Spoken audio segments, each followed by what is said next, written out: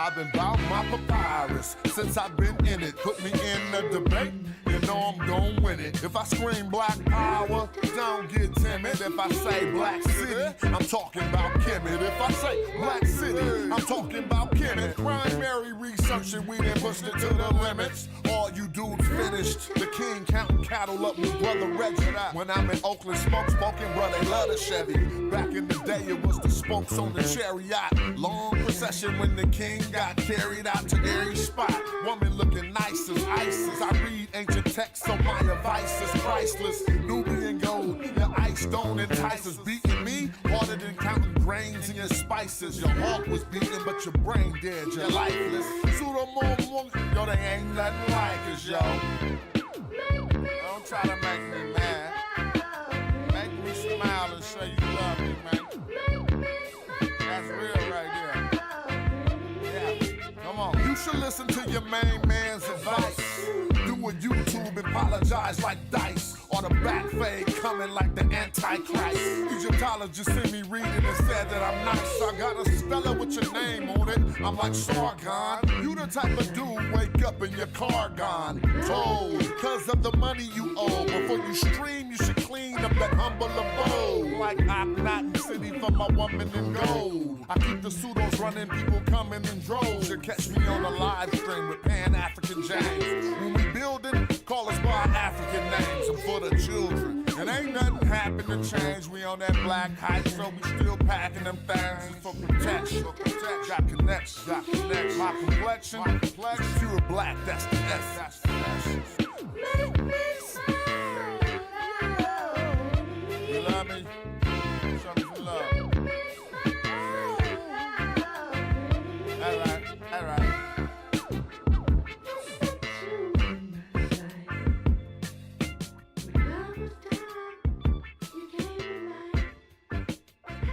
Yo, what's up? You out there? If you out there, let me know. Peace to the chat. See a few of y'all in the building. We're going to have a cool little show real quick, but I'm going to start it off by playing these tunes. Check it out. Yeah, and I'ma work cause I ain't going out lazy, bruh. Thought he was conscious, but the homie just played me, bruh. The house of consciousness is going out crazy, bruh. They crazy, bruh. Alright, it's getting kinda dirty in these YouTube streets. The Amin Ra squad, God thinking you dudes weak. Islam or Judaism, where you learn what you dudes teach. The West African rappers slapping with that voodoo speech. All that sub-Saharan terror about a kufu feet. I'm like Norma, the agricultural farmer that grew you wheat for the storehouses. We feed the Hebrews and lead the people when we defeat the feeble. They wanna know polite rip me off, but Sonetta paid me my money though. That mean he 100. And I'ma work cause I ain't going out lazy, bruh. Thought he was conscious, but the homie just played me, bruh. The house of consciousness is going out crazy, bruh. They crazy, bruh. Nubian with the Jews, I rock the pinky. I think Jesus got to save me. A doctor save me, a doctor inky. I cop the copper jewels on blue and red. I'm not the chakra doctor, y'all claim woke. But you in bed, you won't pop a chopper, you Grandmaster J. You just talking. Punks turn the other cheek and you will walk away. Y'all gon' have to pardon my Moorish. That's Taharka Bay. I'm on that black African power on my darkest day. And that's my brother Ankh stomping them other punks. We brought them gators to Italy, you loving the Moors. And now I'm teaching from my shrine like brother Jabari. Scoping the savannah cause I'm on another safari. Tasha K showed us Frank record. Young Pharaoh just losing his mind and y'all can't help him. I know one thing, you're a fool if you're still out here donating to Umar school. That shit through. And I'ma work cause I ain't going out lazy, bruh. Thought he was conscious, but the homie just played me, bruh. The house of consciousness is going out crazy, bruh. They crazy, bruh. Look. You showing your hidden colors like Tariq Nasheed. A bunch of pseudo-information I don't think I need. Probably lying on the text, ask Divine or Zion Lex. Just get that microphone ready. With Metal Netta, I'm Stone Jetty. Or Ujahu, or Saw Imhotep. Y'all probably timid still on them Bobby Hemmett teachings. I'm in Gozy with the DNA. You cat's corny and it's killing me too. You talk that black shit, but you look Arab like Gorilla Hebrew. You need therapy, they telling me just chillin', be cool. I'm a magi orchard, you a sad guy talking. And I'ma work cause I ain't going out lazy, bruh. Thought he was conscious, but the homie just played me, bruh. The house of consciousness is going out crazy, bruh. They crazy, bruh.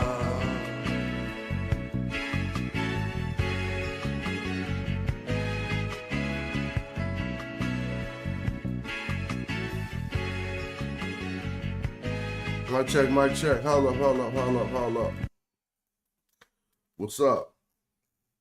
How y'all doing? What's the word? It says, it ain't showing me how many people in the building, but I can't see y'all comments. So if you get a comment, if you come in, just say something, what's up? So why they stop hiring Egyptologists? Huh? They figured they was wasting their money? Because a few channels on here have put together a fund to start bringing Egyptologists on the YouTube to debunk me and what I teach about Black Egypt.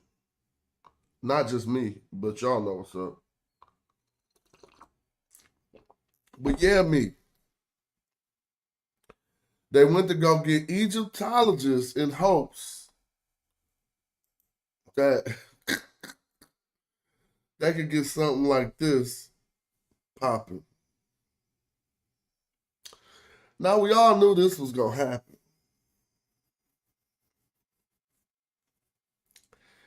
Anybody who do the knowledge just knew it was only a moment before Billy Carson got caught out there. Shout out to Universal Soul, saying he feeling that song right there. I wouldn't be the one to throw no bars towards the Lex Vortex. That would be a misuse of me. One of y'all could make some bars for him. You know what I'm saying?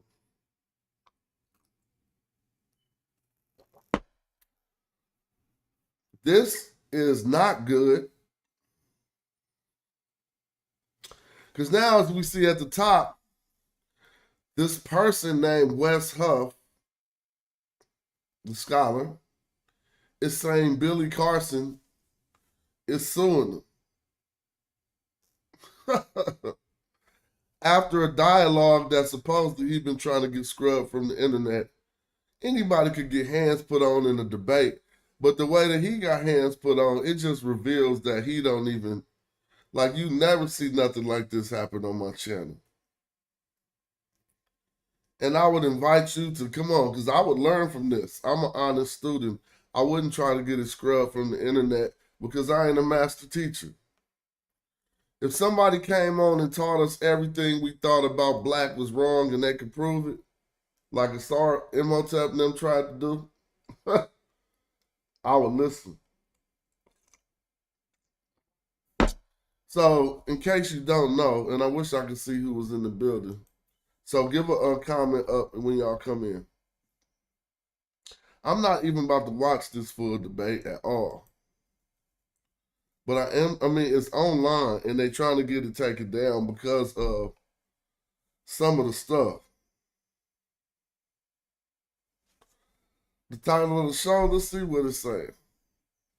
I thought it said they tried to, they stopped hiring Egyptologists to Billy Carson and Wess Huff me. Let me see what it says. Then it's a nice UFC fight today. They tried to find Egyptologists to Billy Carson versus Wess Huff me. That's what the title of the show is saying. They tried to find Egyptologists to Billy Carson versus Wess Huff me. So here's Billy Carson versus Wess Huff. I ain't even watched this version. I just want y'all to see some clips.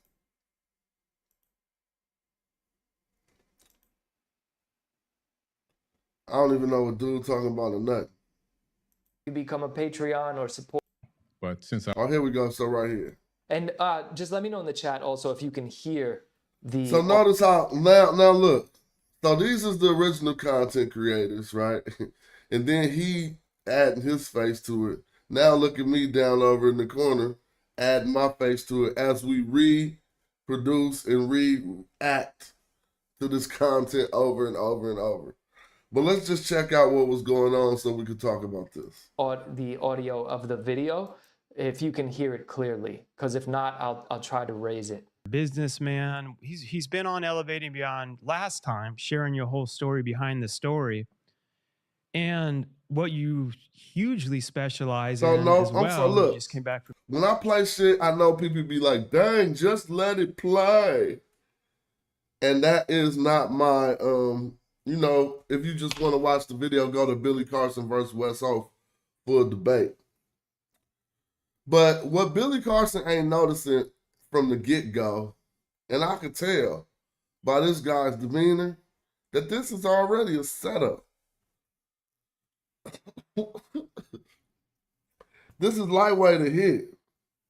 So you trying to tell me if some dude, some white dude, want me to come on his show and talk about the metal nature, I'm not going to have my whole quiver ready because I know that this screen going to open up eventually with the dude who's supposed to try to debunk me.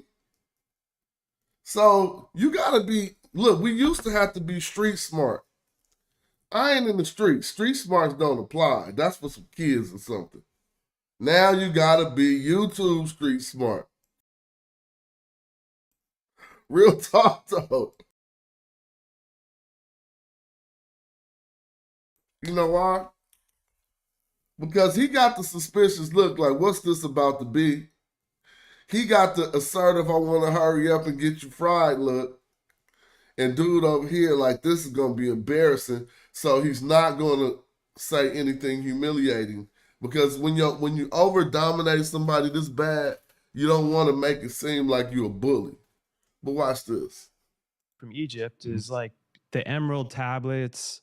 You've been studying those since what, you were like 6 or something? I think? No, not the emerald tablets. Oh, okay, okay. Yeah, the emerald tablets I've been studying for the last probably 10 years. Okay. Yeah, but since I was 6, I was studying aerospace technology, which then led me into understanding more about advanced technologies and then finding the link between advanced technology and ancient civilizations. So hold on, let me tell y'all. Just for the record, y'all. See, Billy Carson came out with that correction because he's sensing, his spidey senses is going off. And dude giving the look up in the sky, he giving the white dude look in the air right now. He like, that's not even what I'm about to fry you about. But Billy Carson already corrected him like, no, I wasn't studying the emerald tablets since I was a child. I was studying aerospace engineering. Studying aerospace technology since he was 6. I was too. It was Star Wars. And going on a, literally a 25-year, what's that, 27-year now, goodness, trek around the world. Been around the world now over 18 times. Last year, spent 9 months in hotels. I remember. As you know, you were my witness, leaving this big old mansion behind and not going home at all.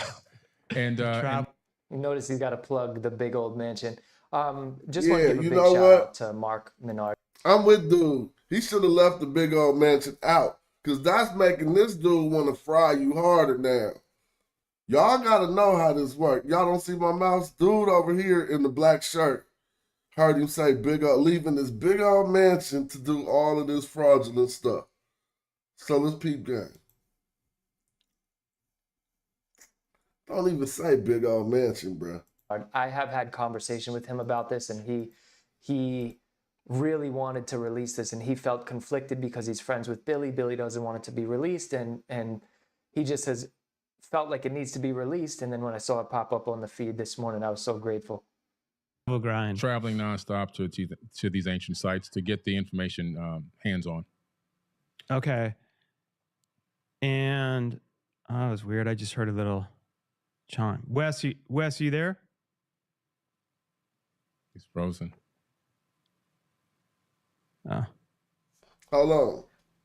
Yeah, See, I all saw of it this in, is scary for Billy, in a- y'all. Come on, y'all. You gotta know. If you run into like a griff or something and dude in your face about to fry you, you know he think this is the hot seat. His seat on fire before dude didn't even say anything. Trust me, I'm doing my commentary. video Don't that even Mark trip. did that Wes's computer kept freezing for whatever reason. Be too easy if it worked perfect, right? Yeah, I know. What is he calling in on? What is that app? This is through Stream Deck? So we're gonna speed it up. I'd have to ask Carl. Here we go. Hello, hello. Wes, we got you back on. So I'll introduce Wes too, but yeah, what I was just saying real quick, Billy, too, is I also a shared belief, I think, too, with you with God is I also believe I know God is within me too. So let's hold on. Let's stop. So this is a little bit of it is a religious hit. So let's talk about polemics and apologetics, right? And they're taking it as a polemic, just a verbal or a literary attack. And apologetics is a verbal or a literary defense. So that's what we got going on here. It is Billy Carson who is presumed to have mounted a polemic against Jesus and Christianity. And so for that, they coming back in defense with some scholastic apologetics. And it's going to look crazy. Yeah, come on. And I don't believe that it's like you have to do 20 circles in the sand and like do a ritual to that was through like my connection with Jesus, where I know throughout my life that's been my when things are tough, it's like the strength of God is literally within me. Right. As so like where we do agree on where like a lot of the heresies and stuff through over religious practices would be like, no, you have to come through the head of this church to be blah blah blah, you know. Right. And see, dude over here looking, man, golly, Billy, you slipping. Y'all, we look, if first of all, I can't get caught out there like this because we sitting on that truth. So I will never be Billy Carson. Y'all ain't gonna be able to go find that Egyptologist. We already went and got him for y'all. And brought him on my show. And walked him around them African texts. Come on now. Now one day this will be rewarded. It probably ain't now, but 20 years some scholars gonna find our work. And be like, look, they was giving it to him. Tell the truth. Personally, and we're about to get Wes on, so we can have two really smart people in this talking about it, but I'm just breaking it down to my level of my understanding. That's been what really drew me in, is kind of when Jesus came and flipped all that on its head and was like, no, we're not, what was it, like the Pharisees, like what were the hype? He's like, we're not having to go through all the rules. He's like, they're actually worse than this thief right here, and really looked at what was in people's hearts, you know? Right. And Billy's just. So I'm just going. I feel like Billy's being a good friend at this point, because Billy be coming at Christianity's neck. He just did a video. I think I haven't watched it, but I saw the title. This is apologetics. Forgive me for just assuming what it's about, but the title is Christians are worshiping Satan or something like that. So I'm supposed to hop on with Rob from Love Agenda to talk about that. But it's like you just see him like, yeah. Consciousness. When we can all achieve a certain level of knowledge, wisdom, passion, understanding, empathy, love that he came to this planet with, and we get that in our mind and our conscience, and we can act on that Now let's go back. Why he throw out all unsourceable type of things? Listen to Billy Carson's discourse. He gonna try to throw an olive branch because of the type of things he's talking about. Not knowledge, love, compassion.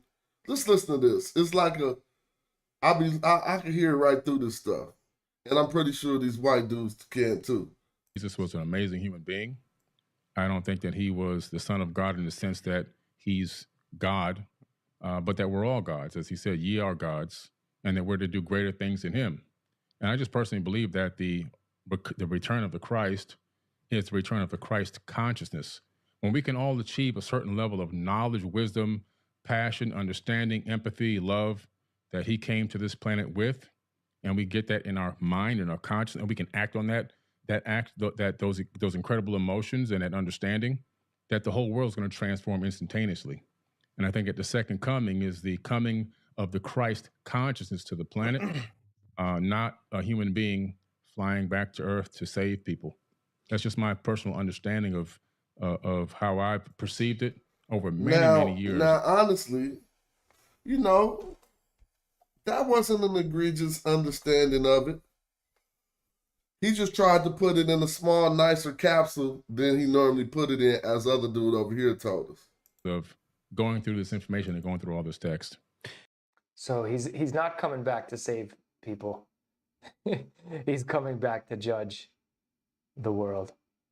And Wes, I'm gonna let you respond to that. And again, I mean, this is everyone listening to the show. You know, I'm always like, challenge everything.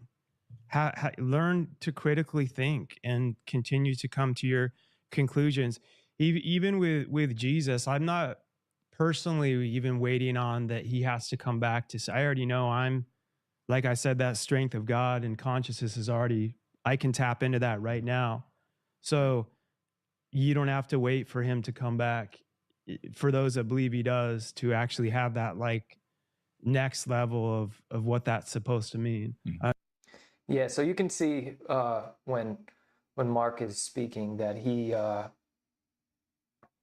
he's mixing Christianity and some New Age and New Thought stuff right here. But he's a new believer. I did the same thing when I first became a believer. But Wes, go ahead on. All right, this for about what to get Billy crazy. was talking about. I think with a book in the Harvard Museum, and I heard something about Jesus's wife, which that's, yeah. Now check this out. Yeah, well, first let me say, I'm not going to interrupt this part as much as I'm interrupting everything. So that those of you who've never seen this before, celebrate. But the thing about it is, really watch how these discourses transpire, right? Because we gonna start huffing and puffing, we're gonna start barking, we're gonna start raising our voices, and we violating a lot of the rules that even the ancient Egyptians put out about debate, about discourse, about how to deal with things when you got the right information. So I also want us to see, somebody said that they don't source nothing. I want you to see how gross this gets. It was almost like Kemet on trial. Because he did the same thing I did, but he did it better, a lot better. Billy Carson gonna say, oh, I got that book at the house. Like people be saying in the conscious community, I got that book, thinking that that's gonna work. Watch his response when Billy Carson say, I got that book. But it's gonna probably be 5 minutes into it, but let's just let it roll for a minute. All right, so check this out. I think it's really cool to not just be in the room proverbially with you, Billy, but be able to interact with you. Because I wish I could be there in person. Unfortunately, Toronto, Canada is a long way away from Florida. It's a little bit of a jaunt. But I really appreciate the fact that you seem to have investigated to a certain degree some of these facts. Do you mind if I ask a clarifying question? Sure. When you say the Sinai Bible, what are you referring to specifically? It's the biblical text that was written. It made it into you can actually look it up on Amazon. It's a Bible called, I have a version at home. It's called the Sinai Bible, right, from Mount Sinai. I'm assuming that's the mountain that they're referencing there. But they put together their own version of the biblical text prior to the King James Version being put out. Sure. So when you refer to the Sure. Sinai Bible, would you be referring to Codex Sinaiticus, like the codex that comes? Okay, that's why I was trying to get some clarification, because so you can actually go and see Codex All right, Sinaiticus so that was. is at the British Library, so you can go and see it. It's on display, and I said I wasn't gonna stop it that much, but I won't after this. That was bad. The Sinai Bible, y'all. How long we been studying this stuff? The Sinai Bible. But let's listen. the British Library has actually digitized the entire manuscript. So I work with manuscripts in my linguistic work. I'm an expert on early Christian scribal culture, and particularly in Greek and Coptic manuscripts. I actually have a facsimile. So I have a photocopy that was done by the British Library of Codex Sinaiticus that I work with in my office. So I have it here, and the only reason I asked for clarification is because I want to make sure that what I'm addressing is actually what you mean. Gotcha. And not addressing something else. Because the Codex Sinaiticus in particular is just it's a 4th century Greek manuscript. Mhm. It comes from approximately between 325 and 350 AD. And its text of the Gospels reads almost identical to the modern Greek text that we develop translations from. So my curiosity is just simply in kind of exploring when you say that it denies the crucifixion or that the crucifixion isn't there. I mean, I can go on right now, Codex Sinaiticus, and I can look up the end of, say, Matthew 27, where it has Jesus being crucified. Yeah. And that's in Codex Sinaiticus, or, the John 19, or any of the other ones. So All right, I just need to know what Billy going to his phone for. Because dude right now telling him, bro, you saying something ain't in there, and I can put it on the screen right now if you want me to. I think my confusion is that it doesn't read any differently. So actually, are you able to pull up a website with the viewers or listeners or whatever I'm be able looking to see for it that? right now to make sure I have the right the version that I'm looking at. While he's pulling that up too, like I keep saying to all the people that aren't scientists traveling the world and linguists, I don't even know how to pronounce it the right way, like me. Yeah, linguists. What is cyanide? I keep thinking of cyanide, like the poison cyanide Bible. So is that like a version? So from my own knowledge that I know, like, just hold on there, Mark. But what I think it's actually really good that Mark is there, because you know how he's admitting that he doesn't even know what this word means. He was thinking of cyanide, which is like toxin, right? So it's good that he's there because it shows what these quote unquote big words do to new believers. So Billy using these big words and these technical terms and these titles of manuscripts that a new believer just never even heard of before. When he says all these things, it makes him sound so credible. So if you're somebody like Mark, who's a new believer, listening to Billy Carson say all these things and use these big words, you're just sitting there like, man, he must know what he's talking about. How could I even question him? Thank God. Look at the way God works. God has connected Mark with Wesley Huff. Nobody better.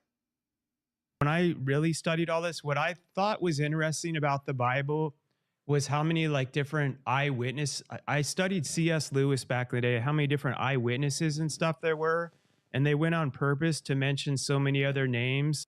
I just want you guys to pay attention to the left side of the screen as Billy is scrambling to find this.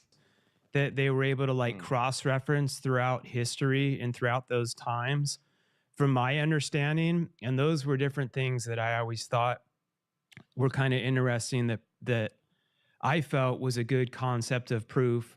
And then I want Billy to answer. And also, I'm just curious, like the Sinai Bible, was that Where was that I piece found the discovered? text where I was referencing. Actually, I was misquoted. I misquoted there. It's the Gospel of Barnabas. So Also, there we go. It's gonna get ugly, and don't do that with me either. So Billy trying to get up out of what dude just said, and dude, look at, he don't got the type of eyebrows that go up over here. But look at that expression on his face. Y'all gotta know how to read people. Billy just said it was the Gospel of Barnabas, and I paused it right when dude brain is processing what he said. Now it's about to get so much worse. Watch this. has he been misquoting it or misspeaking this whole entire time in every single podcast that he's done? Or is it just right now? I'm gonna have to go back and look at some of his previous podcasts to see if he quote unquote misspoke then as well, or did he just misspeak right now? So love it. Okay, yeah. Well, so that's good. So let's deal with that too, because I've actually worked with. There are two manuscripts of the Gospel of Barnabas. The Gospel of Barnabas is a really interesting document because it is a known forgery, and so that's why I think it's important to get to these sources. So, at the very start of the Gospel of Barnabas, which we only have two copies of, one is in Italian and one is in Spanish. So somebody about to tell you this much about your second source that you thought you was going to deflect away to, like, oh no, I was talking about the Gospel of Barnabas. Oh, he doing it like an archer. See, so this them archers that after, remember I told y'all, after time you didn't have to be from me, John, no more.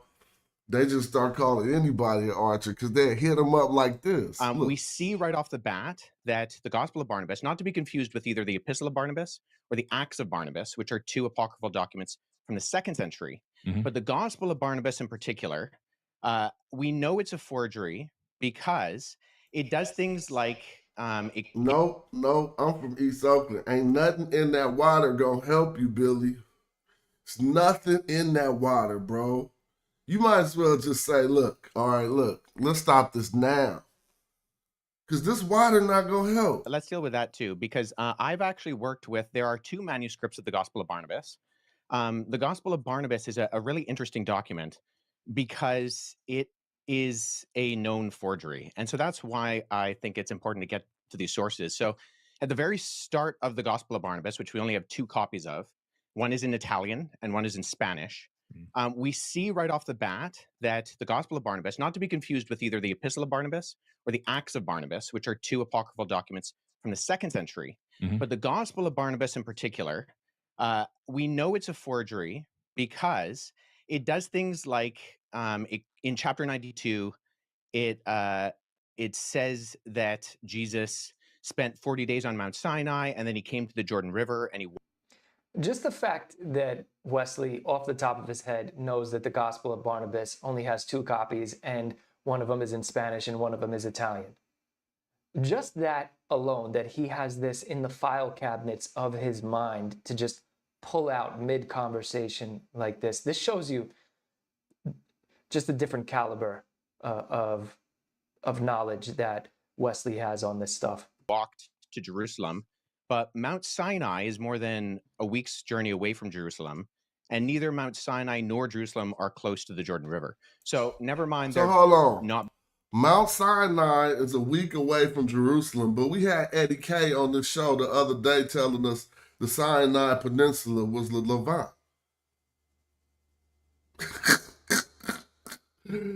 He just said Mount Sinai is about a week away, bruh. See, he's not talking about if we drive in a car today. He in this ancient time frame. A week in their time, in their travels. This is bad. Being a route from the Jordan River to like around Mount Sinai or going to Jerusalem. But there are internal problems with the Gospel of Barnabas, which indicate that it shows no actual indication of evidence of coming from or even having knowledge of 1st century Jewish understanding. It actually says Jesus is the Christ, but not the Messiah, which indicates that whoever the author is, he didn't know that those were the same words.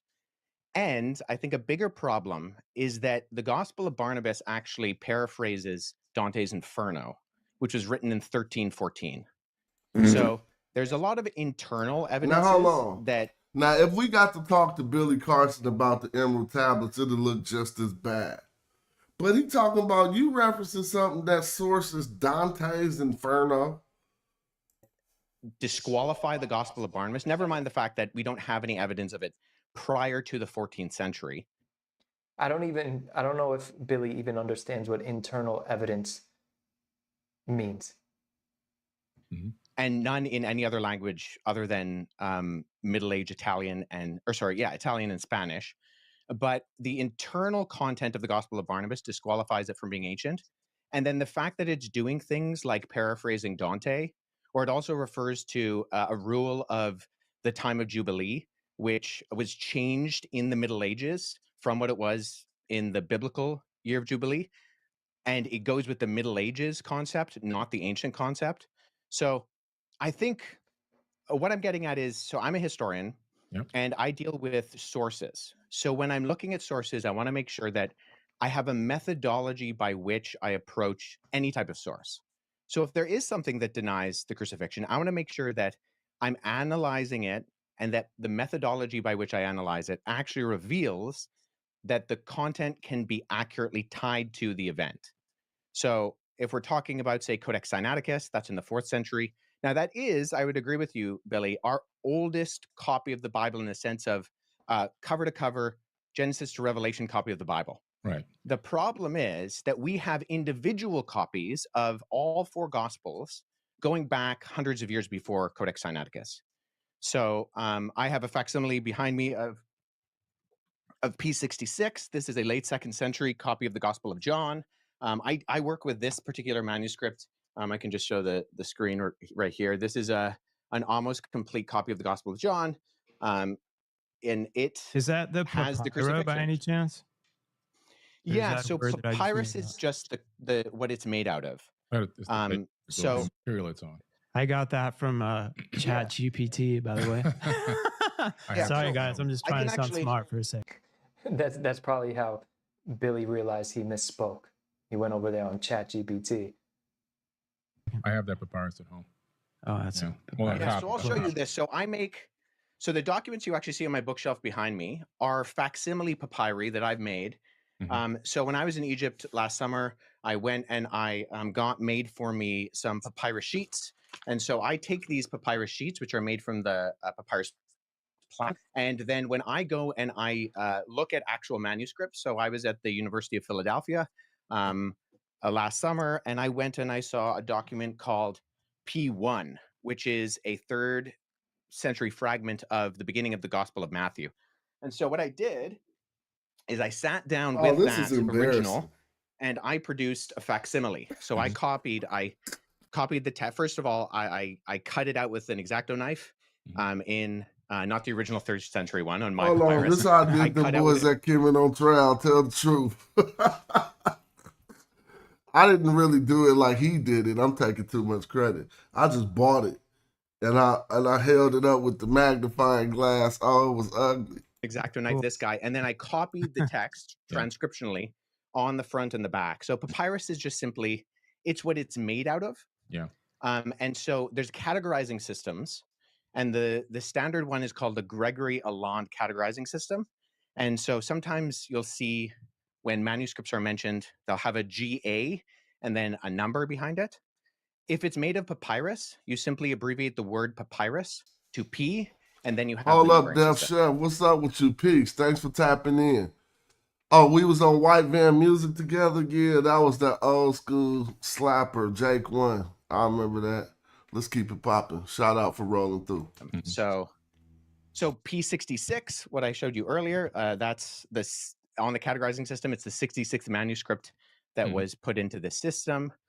It's from the Gospel of John. I also have, P46 and P47 on my shelf. I just need to pause and praise Wesley for how into this he really is. Like, he made a facsimile for real by from a PDF version of Listen to the this. Gospel of Philip, which mentions that that Jesus would kiss Mary Magdalene on the mouth. Hold And on, so he those are talking kind about of his next source. He about to cut his next source. It's gonna be so that all bad. do the Gospels. Watch At this. home with an X-Acto knife, recreating P66. He's just not doing that, right? So there. Oh man, I'm so excited for the rest of this. So if he did that with your first source, watch what he do with your second source. It's gonna be like, it's gonna make you put your hand on your forehead. Watch this. Which includes all 4 Gospels and Acts from the 2nd and 3rd centuries. So the only hesitation I have with what you said, Billy, is that we have single copies of the Gospels that can be dated to the 2nd century that all do have the crucifixion. And so if we're relying on something like the Gospel of Barnabas, which is not just like, it's not that there's debate about it, it's that it's a known forgery. I mean, no one's referring to the Gospel of Barnabas as anything other than. If you say it's a known forgery and expert, I'm going to go with that. Let's talk about the Old Testament a little bit and leading up into the New Testament. Well, hold on, because do you mind if I address the Gospel of Jesus' wife? Listen. Sure, go ahead. Sure, go ahead. You see how quickly Billy wants to move on? But what was her name Yeah, again? I'm like trying to write notes like I know what I'm doing, but I'm just curious. So the Gospel of Jesus' wife doesn't actually mention. So oftentimes what happens is that the text of the Gospel of Jesus' wife is kind of paralleled with the Gospel of Philip, which mentions that that Jesus would kiss Mary Magdalene on the mouth. And so those are kind of used in parallel to kind of for this argument that Jesus was married. So the Gospel of Jesus' wife is in the Harvard Library. However, the reason we know it's also not legitimate is because even though the manuscript, the papyrus that it's on, was carbon dated to the 4th century, the text was actually copied from a PDF version of the Gospel of Thomas known as Grandin's Interlinear. And there was a mistake in the Coptic text of Grandin's Interlinear that was copied into the Gospel of Jesus' wife. Hold on. Did y'all hear that? Bruh. He just told him his ancient source. Y'all gotta listen. This is bad. His ancient source was actually copied from a PDF version. He said that on purpose. A PDF version? Bruh, imagine coming on my show with a source and you like, this the ancient source. And we find out the text that's on it was copied from a PDF. But we looking at a fake ass Stella. Oh, this is horrible. Watch this. So we know that this is not a legitimate document, even though the papyrus is ancient, and this happens a lot with forgeries. I have a couple of friends who have actually worked on projects that have revealed forgeries within Dead Sea Scroll manuscripts and within other ancient Christian papyri. But the reason why we know the Gospel of Jesus' wife and that Karen King, who kind of vouched for it and she lost a lot of credibility, unfortunately, for her, and she's admitted that it's a fake as well, was because we can tie it directly to not copying from an ancient text, but actually copying from an online version of the Gospel of Thomas in a PDF form. And the mistake on that PDF form was copied into the text that was borrowed in the phraseology of Jesus' wife. So I just point that out is, once again, with our sourcing, I think we need to make sure that we're going towards not just early sources, but actually credible sources. And unfortunately, neither the Gospel of Barnabas nor the Gospel of Jesus' wife are credible sources in terms of actually, and agreed upon by not just the vast majority of scholarship, but I don't know anybody in the field of papyrology, paleography, historiography, who actually refers to these documents as being legitimate. So let me tell you this, Billy. And I ain't even like that, but let me just give you some advice, bro. Bruh, if you out here with that information and you need to defend it, family, you need to have you some presentations that you can whip up right now and show something. Because, Yeah, you got to sue like Drake right now. This like Kendrick Drake, Ja Rule 50. Like, oh man, I don't even want it to be this bad. It's like, dang. Good on you, Wesley, for not allowing him to move on and pinning him down and finishing out that thought, because that was very important. Because, man, I think that So you can watch this whole thing, Wesley is, and it don't get no better.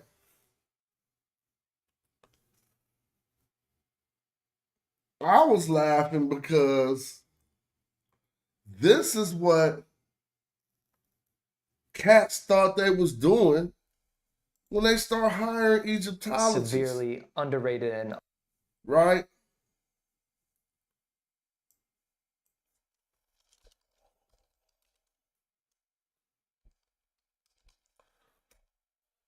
And they was thinking they was gonna get some content. Hold on. Let me just go to my source. They was thinking they gonna get some content, right? We can stop this. They was thinking they was gonna get some content that'll help fry, at least the argument. Oh damn, there's hella people watching. Shout out to y'all. And now the funny part is I can't even see on my streamer, so it's a blessing that y'all in the building. Yeah, let's get it popping. We're gonna show y'all what it's supposed to look like when somebody try to fry you. No, we run up on them. But first I'm gonna come to my shorts. Because now here go one of the first doctors. Now they discrediting her. But here go one of the first ones they went to go get to try to fry the Black Egypt argument. And she told him this. And now they're slandering her and everything. We do know that based on migration patterns, that many West African populations are descendant of ancient Egyptian populations. We do know that based on migration patterns, that many West African populations are descendant of ancient Egyptian populations. But that ain't the one. Because then they went back and attacked her. But guess who told them off? So y'all don't know the backdrop to this, and I know the whole backdrop to this. Dr. Maggie Bryson was sent my work, just like I'm a Billy Carson or something. She was sent one of my videos where I be talking about the Egyptians were black and they called themselves black. Yes, as a individual physical statement of physical appearance. Then we have the discussion on whether they called themselves black as a collective unit when we discuss Kemet. They went trying to get, they was looking for the West Huff of Egyptology that could come and sit me down. But she scolded them. She scolded them. This is about Egyptians calling themselves black. The woman they hired. As far as a name, an ancient Egyptian having a name, Kem, and it happened not infrequently that the ancient Egyptians would have either a name or a nickname. More commonly, I think, a nickname, Kem. So, like, there's a guy like Pepi Ankh. His name is Pepi Ankh. The pharaoh, may the pharaoh Pepi live.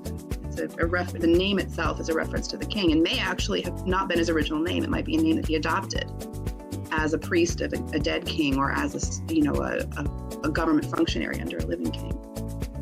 But so he would have that name Pepi Ankh, and then at the end it's Kem, the black. As far as a name, an ancient Egyptian having a name. She told them so much, but she just said it. I don't want to play it 3 times. As far as the ancient Egyptians having a name, What? She like it happened quite frequently. Like Papillon, the black. Papillon, the black. Don't be trying to take this to no English language or no shit where they talking about black beard or some more other shit. Excuse my language. They just was saying the black, and we got all that evidence. They wanted to get me fried for bringing that information out. She told them straight to their face. Yo, this was one of the worst. If I pull this interview up for real, it was so bad. I need to lightweight pull that up for real. Cause I got stuff in the files. Let me see. It was so bad. But if that want to open up, look how long that folder taking to open up. So that's Dr. Maggie Bryson, one of the people they tried to go get to debunk what I be talking about. The other one, oh, it was so embarrassing. So let's go to videos real quick. We should have Maggie Bryson in here somewhere. I know where it's at. It's on my other drive. Yeah, no, we about to watch this. We about to watch this video. Billy got, I didn't want to keep playing that because it's so bad, but you can watch his whole video. And this video really wasn't about him. It's just showing how they was really trying to get that to happen over here. Right? Dang, I thought I had them videos still. Oh, it must have been another folder. I don't feel like looking.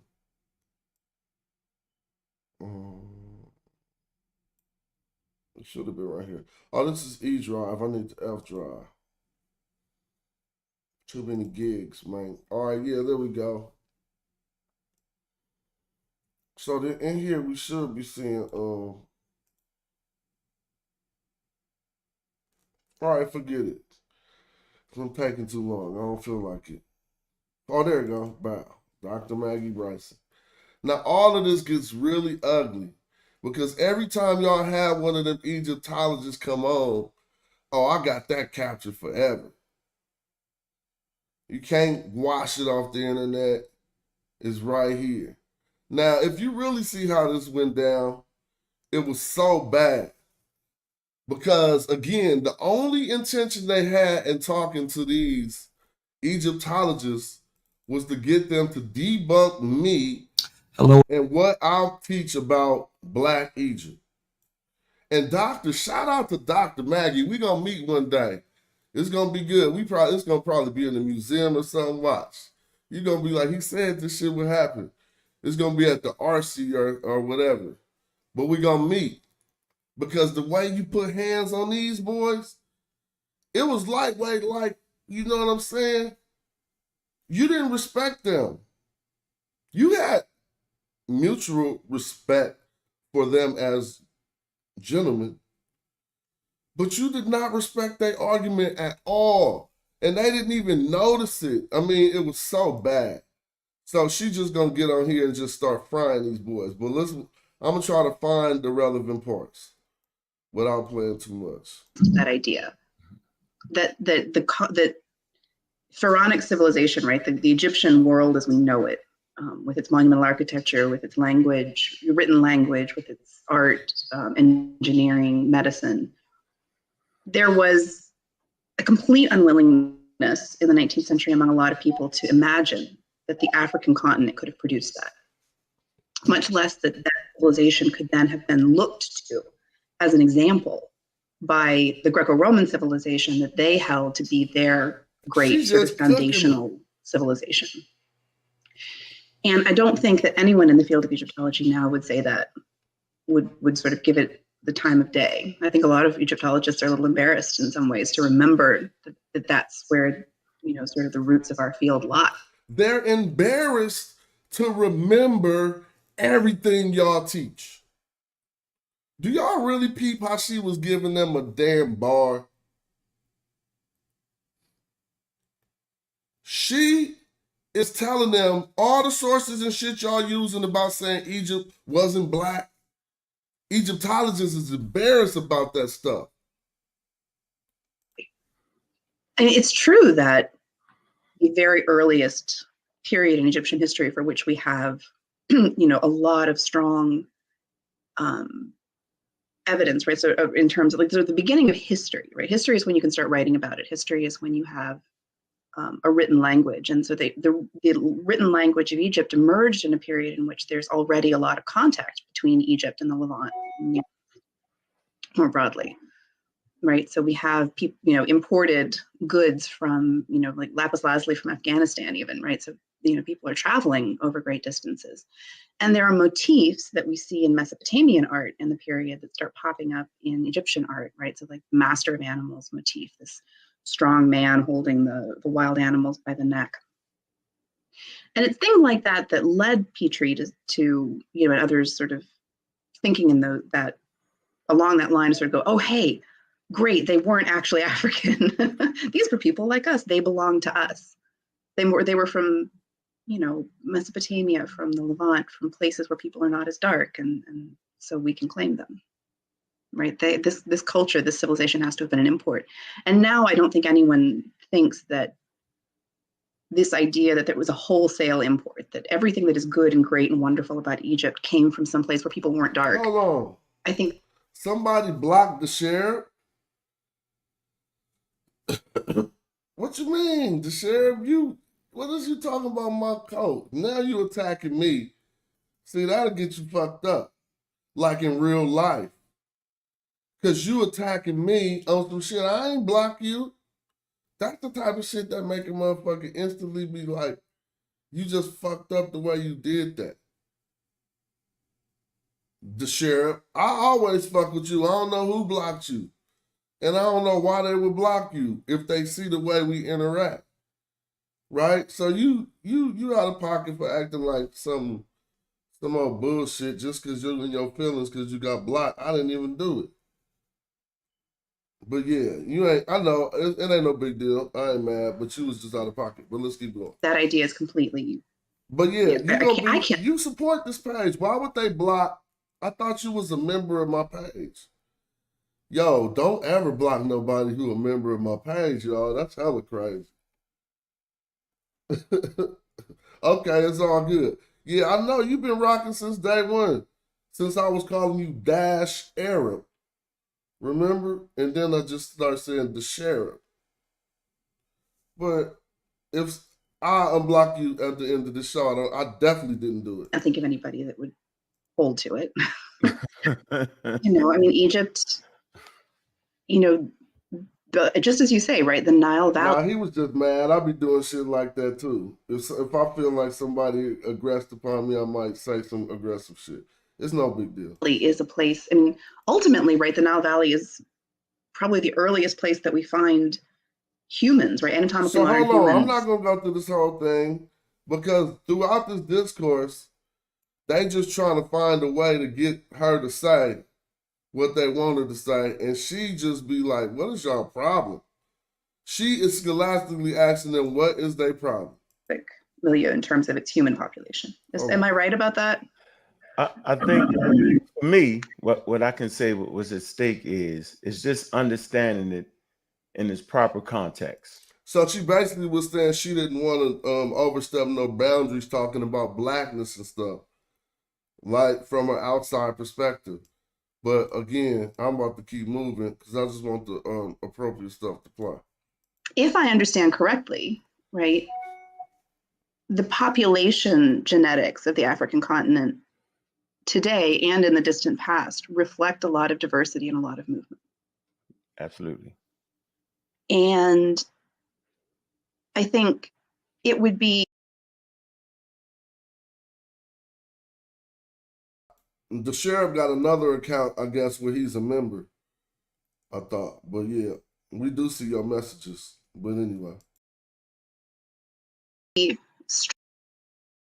Strange to me if the Nile Valley did not have movement to and movement from other parts of Africa, as well as Eurasia.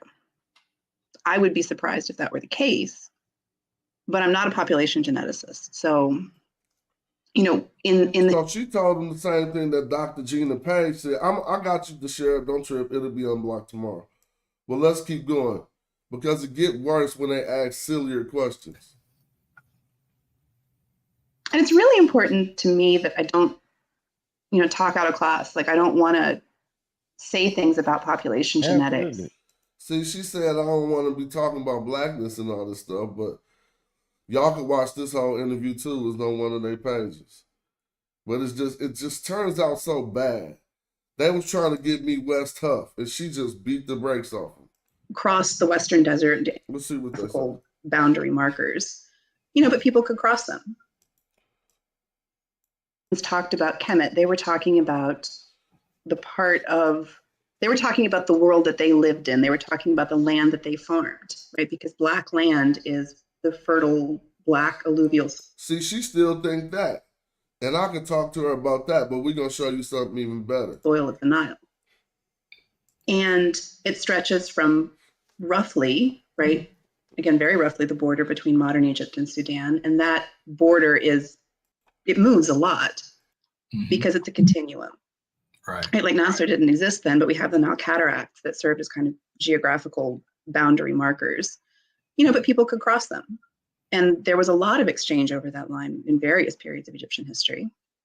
But yeah, so very roughly from the Mediterranean to the cataract region of the Nile. And what is arable, what is farmable is the black land, and what is not is Deshret, right? The red land, the desert. And so the desert on either side to the extent. I'm not mad at her for still teaching that, but I went higher up and we got that all debunked, saying it ain't no source for that, and we're going to show it. But they was loving hearing her say that. And that the Egyptians. After this, we proved that it wasn't no source. Then they start asking Egyptologists, how do you prove something when you don't got no source? Seriously. Traveled into it, right? They mined in the eastern desert for gold. They, crossed the western desert to interact, right? They had interactions across the western desert in the sort of ring of oases, right? That allowed them to trade and interact with people in, western North Africa, and to travel farther south into the southern parts of Africa, as far south as they could permeate. Did she just say western North Africa? Uh-oh, that made them hella mad. Let's listen to what she just said. Crossed the western desert to interact, right? They had interactions across the western desert in the sort of ring of oases, right? That allowed them to trade and interact with people in, western North Africa. Can I ask y'all, what is western North Africa? All I hear is West Africa in there. But I hear western North Africa. Right?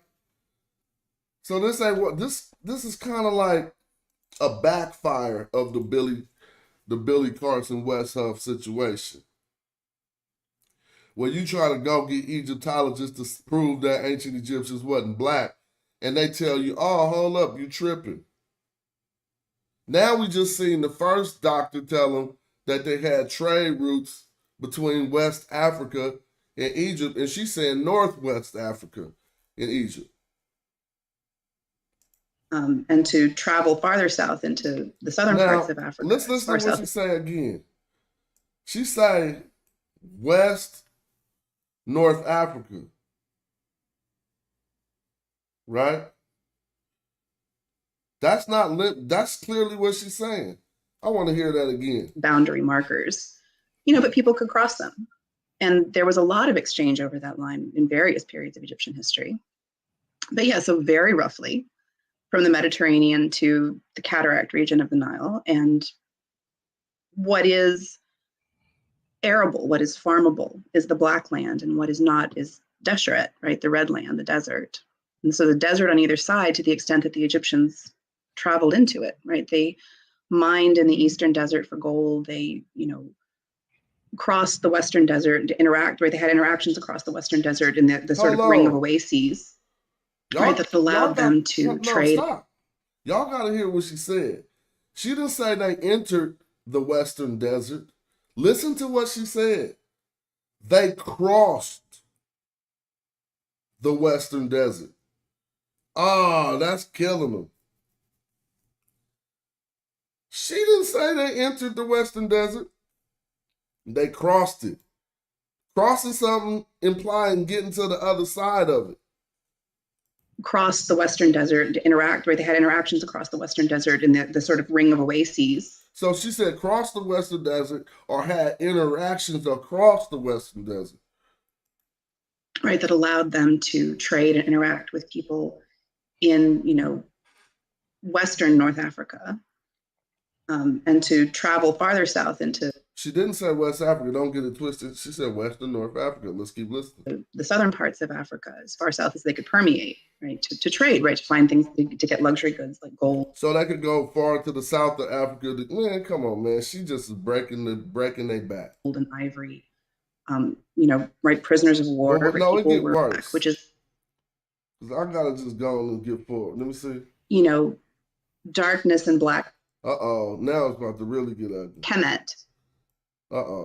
So if you add an ancient Egyptian. Come to associate the word Kemet with the black soil without direct evidence. Look, stop. How was that worked out? Now that's corny as hell. When do we want to start asking white people? And it ain't about white and black. I can say black people if she was on there. Don't get it twisted. I'm just talking how I'm talking. Now we asking how y'all come up with these ideas when you don't have a source. Help me to know how you come up with this idea without a source so that when I go back to the black community without a source, I can know what to say. Listen. Land. What time period, if you could remember, did they start using that term, Tameri? I could not tell you when the term Tameri comes into common use. Okay. I don't know off the top of my head. Anybody from our chat want to guess? When did Tameri come into use? I would be off. I would be off. All right, no problem. So wait, one more thing. So a lot of times us as novice are actually looking for direct evidence, like a dictionary in ancient times. So let me ask you, us as novice are looking for direct evidence? I thought scientists look for direct evidence. Now we are because the Magi Archers is so up, they start trying to get around not having direct evidence. This shit is crazy. This means the black land based off the soil. So how do Egyptologists come to associate the word Kemet with the black soil without direct evidence? Now let's stop. There's different types of discourse. And she knows for a fact that she's talking to like the typical layman, right? And so she's giving answers to answer the question. But when you talk to an expert and you show them that you know a little bit something about the field, you might get a different answer. And we'll show how that works. How was that worked out? We have to use a combination of what we know about how the Egyptian language forms words with the context in which we see those words used. So in ancient Egypt, what we would call an adjective, right? Like a word that is used as a descriptor of something else. Right, so words in ancient Egyptian, the ancient Egyptian language have roots. And then they have endings that go on those roots to change the type of word that it is. It's kind of like how you add ing to a verb in English to make it describe that thing as a concept, right? So I run, right? But I'm into running. Now, if we take this into the back chat, into the danger room, and start to discuss how she's breaking this down, she actually messing up the grammar a little bit. But I don't really want to trip, but just break this down. ING, running, goes on a verb, not an adjective, Dr. Maggie Bryson. You don't gerund adjectives necessarily unless you say beautifying. You have to change that into a different state of beauty, not the adjective. Beautify would change it to a verb, and then we could say beautifying. But we don't ing, an adjective. So what you did was you slipped up to how the difference between nominalizing a adjective, right, and forming a participle, which is on a verb, which we can gerund with the ing. So words in the ancient Egyptian language have roots, and then they have endings that go on those roots. Why when I click the button it ain't clicking? The term we're dealing with, so everybody watching could know, is Kim. That's the root. Kim means black. So that the root would have been an adjective. Now watch how she break this down. But since she's dealing with layman like that, she ain't addressing, she like, y'all don't know where I just messed up. Change the type of word that it is. It's kind of like how you add ing to a verb in English to make it describe that thing as a concept, right? So I run, right? But I'm into run. Just for the record, she said it appropriately. She said, I'm giving you a different example with a verb. Name, right? The ing goes on the end of the word run to make it the concept of running, among other things, right? Ings can do other things.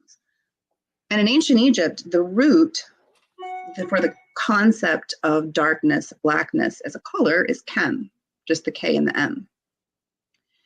And whatever vowels, and again, because the ancient Egyptian language doesn't write its vowels, we can't, without being very good linguists and doing a lot of careful reconstruction, and there are scholars who do that, I'm not one of them, we can't say exactly what the vowel morphology would have been like, but the K and the M are the basic root word, the idea.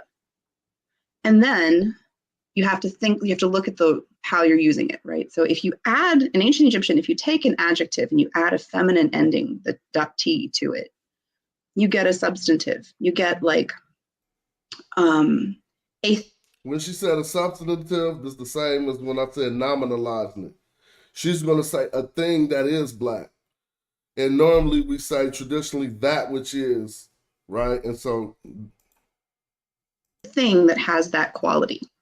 She said a thing, if you put the T on it, you get a thing that has that quality. And we understand the quality is blackness. Right. Or you get the quality itself, right? So like, if you wanted to say the darkness, you could say Kemet, right, with a T on the end. Depending again on how you're conceptualizing it, it becomes a thing, right? It's a feminine ending, right? So a dark anything is a substantive use of an adjective. The reason why she said if you wanted to say the darkness, because what is the darkness? It is a thing, so she made it a noun. A thing that is black. See? The darkness.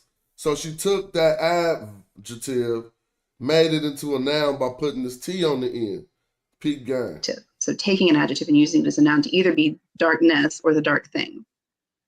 And, right, land is a thing. You put in a country, right? Now she's off. Now she's looking up to the left. So you got to understand what the directions people look in. When you look one direction when you're being creative, and you look another direction when you're referring to text. You didn't know that? You don't look the same. Look, this direction, was she looking that way before? Because she off into the cosmos. Now, I'm not discrediting her. I'm talking about she has to come up with an explanation. And the body language, if you don't do body language, we can put it in ChatGPT about the ways people look when they're thinking about certain types of content. can be conceived of as a feminine thing, I suppose. So I mean, she's even telling you by saying she's supposed. So I didn't have to go there and look. So a dark anything is a substantive use of an adjective. So taking an adjective and using it as a noun to either be darkness or the dark thing. And right, land is a thing. Now that's stop. You put in a country. Stop. See, this is her argument. Land is a thing. But what she really saying, land is a noun. But what are nouns? Persons, right? Things. I was going to say places. I think that's right.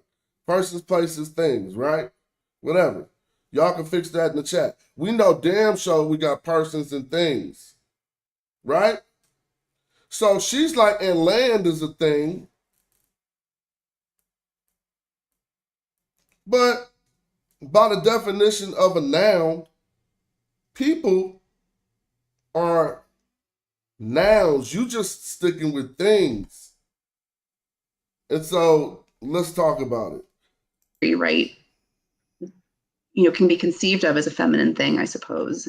Land can be conceived of as a feminine thing. It happens in a lot of different languages. Right. Mother Russia, I guess, is an analogy maybe. Okay. Right. So you add that T on the end and then use the word Kemet to describe, right? If you're so like you'll hear the ancient Egyptians in a sentence talk about, right? I am from Kemet, right? I am from this dark. All right. I am Anouk from, or however would they say, UE. Nah, I ain't even seen that before. I'm not even just making this up. We look over every Kemet at this station all the time. Y'all tell me which text say I am from Kemet. I'm not. Listen, this is what happened. Y'all go get somebody to debunk me. She start debunking y'all. Then on my show, I got to help her out a little bit. That's all that's going on. I'm rocking with Dr. Maggie Bryson. Don't get it twisted. Is darkness, this thing that is dark, and it is where I am from. We look at that and go, dark. No, this thing that is dark and this is where I am from, let's look that up in the primary text corpus. It ain't used like that. So I'm going to put forth a text, two texts right now that just make that look crazy. And I talk about this often and I'm going to do more research about it. Two texts that reference gates. One has individual gates. One has double gates around Kemet. So the gates of Kemet, not gates around, but gates would imply, gates are the portions of a wall that open. If you got gates and you don't got a wall, you like, wait, we're crazy. So if you hear about gates, you automatically assume the rest of the fortification is there. Now, if I show you primary texts that show you that all of Egypt wasn't Kemet, and then I show you other primary texts that show you that it may be a case that the area called Kemet was a surrounded fortification, then how can we argue that Kemet meant any part of the land that had black silt? Because obviously black silt would be found outside of that fortification that they would call Kemet. Again. Like a thing that you can be from, right? A place, a homeland, right? Or I travel to Kemet. I travel to the dark feminine thing. So let's, in the two texts, y'all can find more, but the two texts where they're traveling to Kemet, they're already in, one of them is already in Egypt. And indeed, he would be in the area called the Red Land or Jeshurun in the Wadi Natron in the story of the eloquent peasant. But he says he wants to descend or go down to the black community. That's how I put that. Because what she translate as land is the 049 glyph. We translate as town, city, or community. And the inference becomes that that is the name of the place and that it's somehow linked with darkness. Right. And it's clear that the Egyptians thought of, right, they saw with their eyes that black alluvial soil. Right. And so let's ask a question. Now listen to this in her theory, and she probably hadn't thought about this. And look at our face. That's hella funny. But she probably hadn't thought about this right now, right? The question is, later in this video, they're going to ask her a question about people calling themselves Kim, right? And she says a lot to correct them. I love her for this video. She just got them on track. You think, how do we figure out this word goes with this definition in this dictionary? Basically, they're still trying to find a way to talk about the black soil without having a source. But this last question, I think Garfield gonna ask. In a dictionary, and because we know that dictionary is a good dictionary, we know the scholar Arabic, but I can't understand that statement right there in a book titled Ancient Egypt Society, Challenging Assumptions, Exploring Approaches. And I read the chapter by Samaka Kayeda. Man, This is one question. This one, she's going to be like, oh, I'm tired of this. Right. And as to whether some of those Egyptians might not originally have been, have ancestors in sub-Saharan. See, this is what I'm saying. She's like, why am I explaining to black people that the Egyptians was black? I'm tired of this interview. I'm about to fry y'all. Now watch this. Right. And as to whether some of those Egyptians.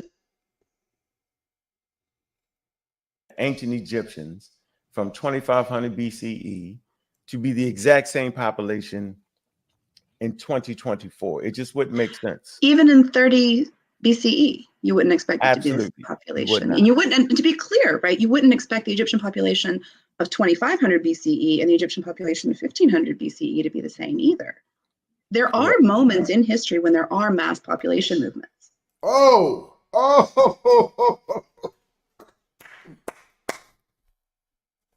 This was ugly.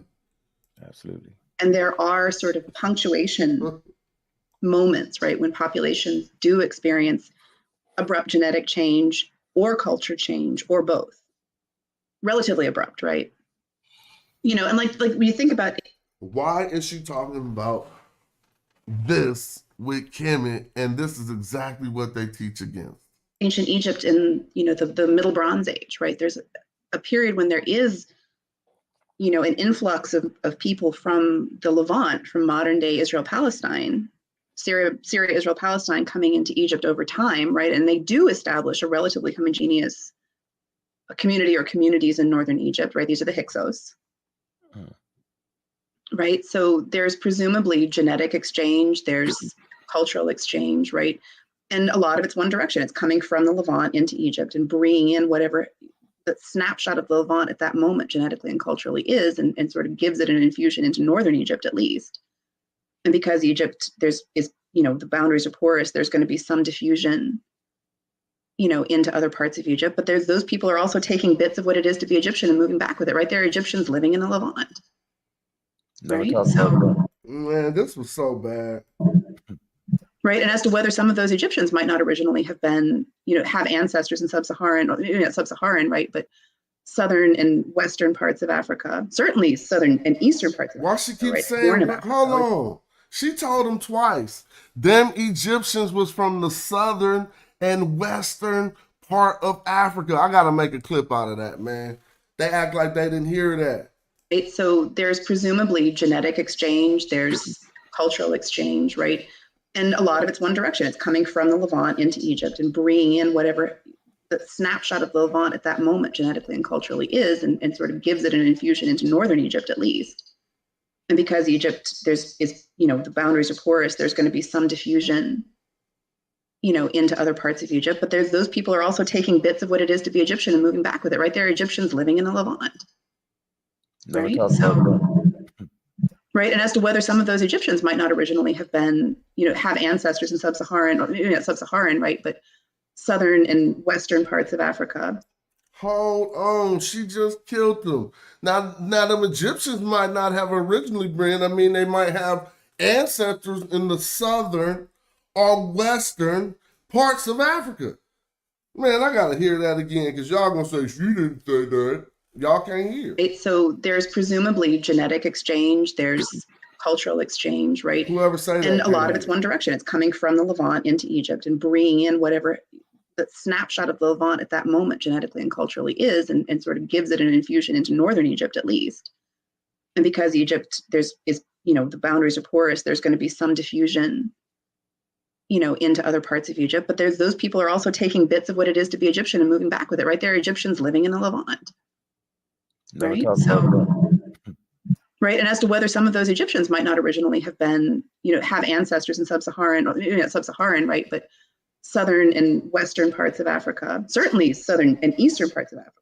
Oh my God, look, they masks look cracked right now. She just said, the Egyptians might have ancestors in southern and western parts of Africa. Damn, we missed that though. Right, Horn of Africa, or the deserts to the east and west. It's really hard to find the right evidence. Yeah, it's funny you brought up the hip quotes. I recently interviewed. No, we don't want to hear that voice. We're going to go to this last question.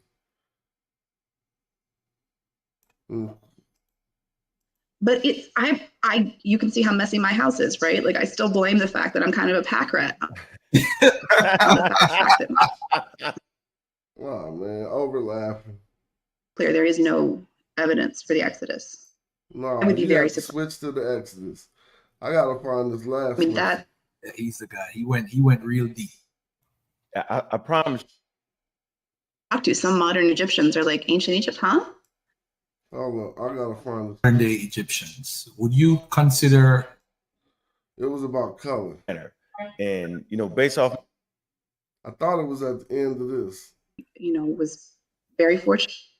The name is not used for because when we talk about Egypt today, it includes Desheret and it includes. All right, I want to see if I can find this one. I got a clip of land. What time period? If you. I thought it was at the very end though, so maybe I'm tripping. Let me see if I can find it. He's the guy. He went real deep. Let me ask you this, just to change topic. We're gonna get back to the whole Kemet word and all that stuff.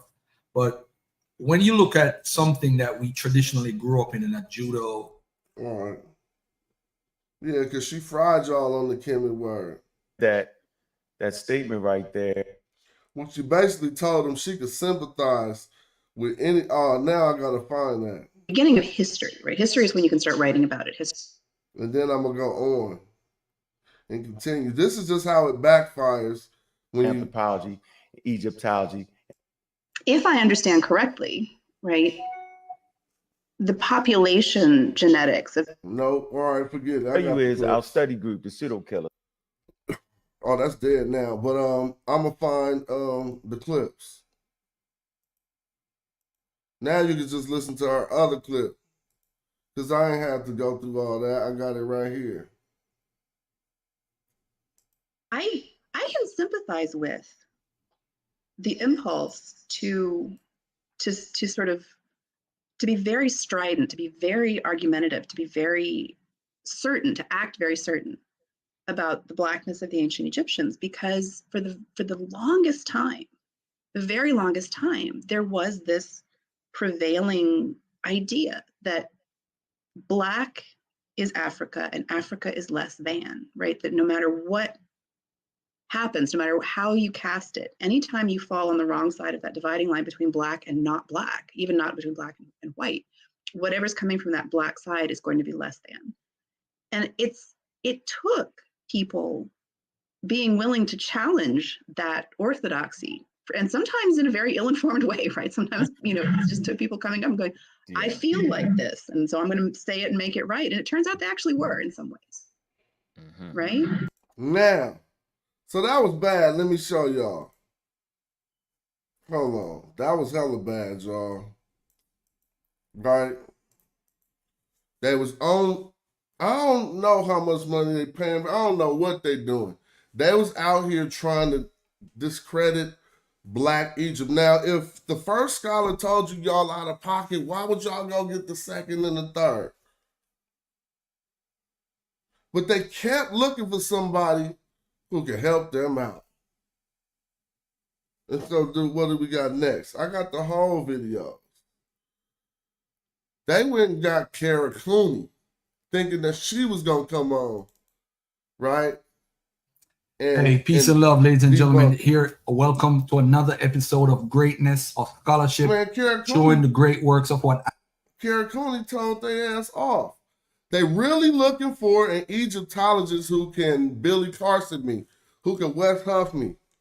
So they keep on trying to find one. He's beefing with some of his best friends. We ain't looking at no Kiki. Speaking Arabic, right? Because we just gonna get to it. Peoples of different ethnic background.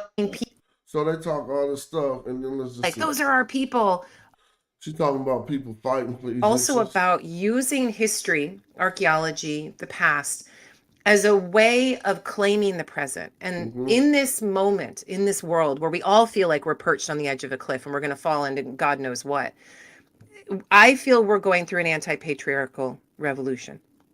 But everyone knows that the most bombs are fired before the armistice is signed. And so right now, those holders of patriarchal power, those billionaires, those people that hold the oil fields, those people that hold the religious patriarchies, they are fighting with everything they have to keep their patriarchal power.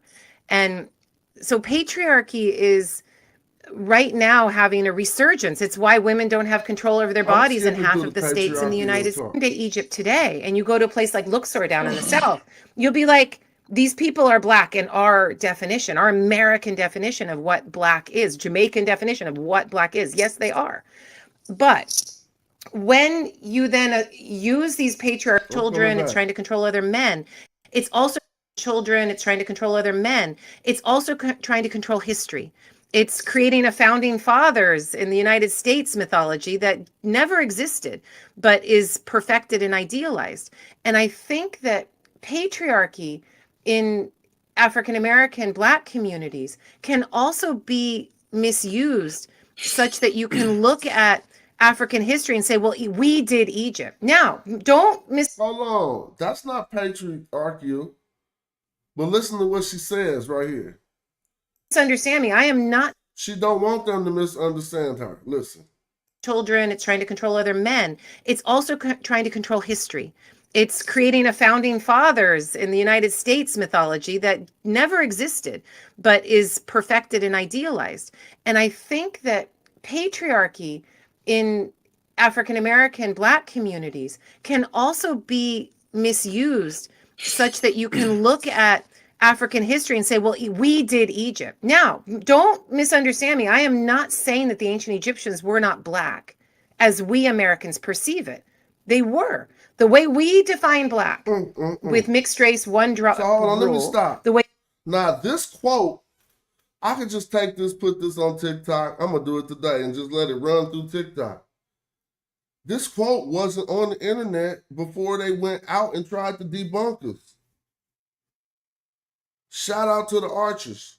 Now, this was probably their second or third effort at going to try to find somebody like Wess Huff who could come back and make this channel feel stupid. And she telling them, just like Dr. Maggie Bryson, now I'm gonna tell you the details and the minutia, but just in case y'all ain't smart enough, let me break it down. Children, it's trying to control other men. It's also trying to control history.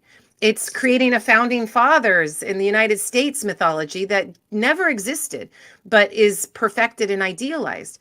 And I think that patriarchy in African American Black communities can also be misused such that you can look at African history and say, well, if y'all don't know who she is, this is Professor Kara Clooney, Dr. Kara Clooney, leading the department at UCLA Egyptology. If you go to Amazon, she got one of the leading books, and I encourage y'all to support her work and get her books because we helping Egyptology get popping. So everybody should have these works on yourself, especially if you're trying to discredit them or whatever. You can't have them. I'm saying, I'm just keeping it a buck, right? You can't talk bad about something if you ain't got the work. Well, we did Egypt. Now, don't misunderstand me. I am not saying that the ancient Egyptians were not black as we Americans perceive it. They were. The way we define black with mixed race one drop rule, the way we define black as a positive thing. That was just her way of saying it. You know, she don't know how black people define black, meaning we don't necessarily use one drop rule to define black. If you look at somebody and you're going to say they're black, you're not seeing if they got one drop. You do know that you don't have to be bliggity black to be considered black, right? But they laughed when she said that, and I really tripped off that. Listen. Children, it's trying to control other men. It's also trying to control history. It's creating a founding fathers in the United States mythology that never existed, but is perfected and idealized. And I think that patriarchy in African-American Black communities can also be misused such that you can look at African history and say, well, we did Egypt. Now, don't misunderstand me. I am not saying that the ancient Egyptians were not black as we Americans perceive it. They were. The way we define black with mixed race one drop rule, the way we define black as a positive thing, the Egyptians were black. Not maybe all of them according to our definition, but certainly most of them. And if you go to modern day Egypt today and you go to a place like Luxor down in the south, you'll be like, these people are black in our definition, our American definition of what black is, Jamaican definition of what black is. Yes, they are. But when you then use these patriarchal concepts of all or nothing. She clear on the blackness. She going back to some patriarchal stuff when she says but. See? She like, don't get me twisted on what I'm saying about the blackness. See, she was talking about the patriarchy at first, but she said, well, hold up. About this blackness, don't get it twisted. The ancient Egyptians was black. Then she's going back to the patriarchy after her butt. So her butt ain't got nothing to do with the blackness. Her butt is about being patriarchal about the claims of an ancient society. Egypt today, and you go to a place like Luxor down in the south, you'll be like, these people are black in our definition, our American definition of what black is, Jamaican definition of what black is. Yes, they are. But when you then use these patriarchal concepts of all or nothing, you know, they're all ours and not yours, then you get into these fights about who owns land, who owns culture, who owns the past. And those fights can be very bitter and very problematic, and so we don't need to be having them. Yeah, we're not tripping off the bitterness of the fight. We'll handle that. You just talking about something else. She with us on the blackness of the ancient Egyptians. So that was another major fail. So basically, Kara Cooney, as high up as they are in Egyptology, is not their West Huff. Meaning she ain't came and debunked nothing we said. Y'all trip off that?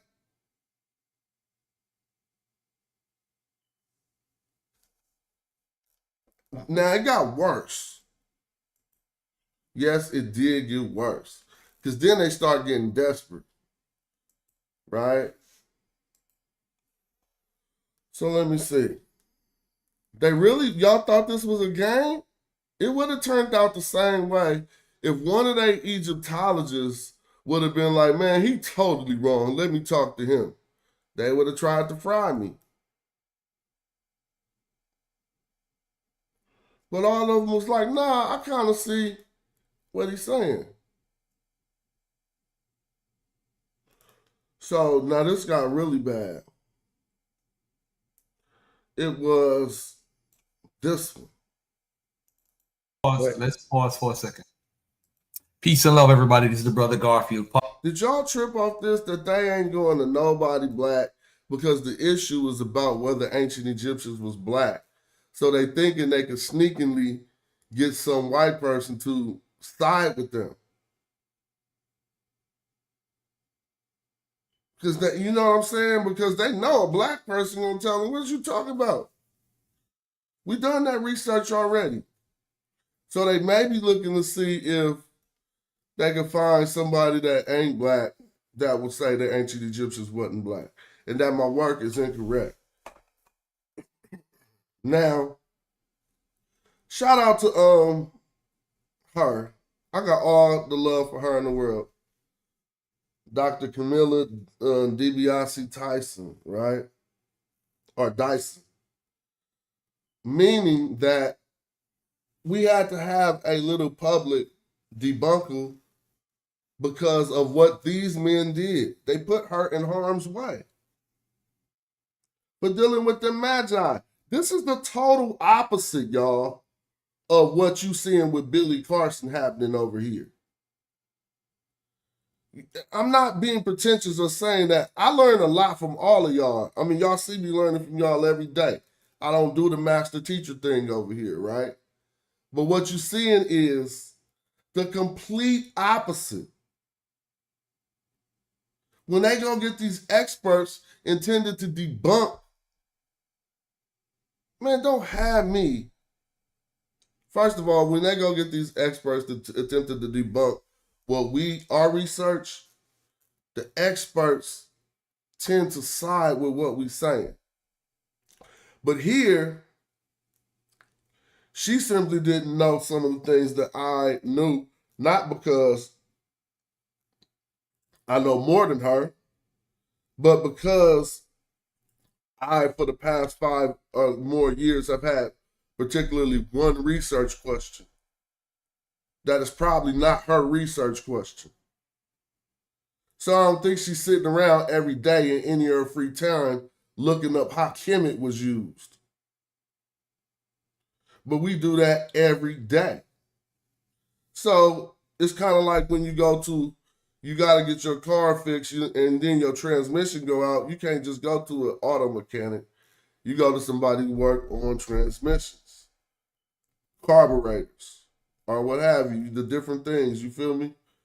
That special, you need a specialist for. Well, likewise, you can't just go to an Egyptologist and think you're about to get some specialist, expert knowledge about the word Kemet, because none of them got that research question, not too many of them. I actually even have a scholar, shout out to Jeremy Pope, Dr. Jeremy Pope, who said he committed to writing a document about Kemet before, he said he's going to add it to all his documents he'll write for the rest of his life. And that's Dr. Jeremy Pope when I contacted him. And then he gave me not only did he not have nothing to refute me, but all of these, first of all, this is where they be messing up. You got to be nuts. I'm in hieroglyphics. Like, you just don't think the world is a real place? You got to be nuts. I'm in a rap group called Hieroglyphics. When the majority of these people started liking Egypt, we was already some rappers called Hieroglyphics. You think that's irrelevant? No, it's not. I'll pull up my email with Dr. Camilla DiBiase Dyson, where she telling you how she listened to our stuff since she was young. Hieroglyphics. And she like, damn, I wish we didn't have to meet this way. You feel me? So I'm like, now y'all really looking kind of crunchy. Who does that? That's kind of like if we was in a wild western city or something, you go get the sheriff, and the sheriff be like, John, is that you, John Wayne? We're going to go on and let him through. I know his history. Do you believe that? You wouldn't believe it, and you would be thinking I'm tacky, I'm not going to show you. I show you hers because the parts I can show you was qualified. We were talking about the discourse. My man, Brother Pope, shout out to Jeremy Pope. Much honors and respect. Gave me so many sources to fry y'all with that I still ain't really showed on my show yet. Because he like, if they ain't feeling what you're saying, hit them with this. And I wrote this and I wrote that. But in this video, they set her up and put her in harm's way because what they did was just like they did Maggie Bryson, but they're doing it live here. And she told me this. And she was like, well, they really didn't give me a heads up before the show on what I'd be looking at. So they said they do that. Where did it go? Damn. Is it all the way at the end? I don't know how we missed this. It must be two of these.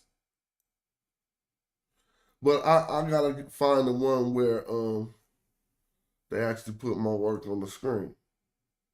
I don't see that yet.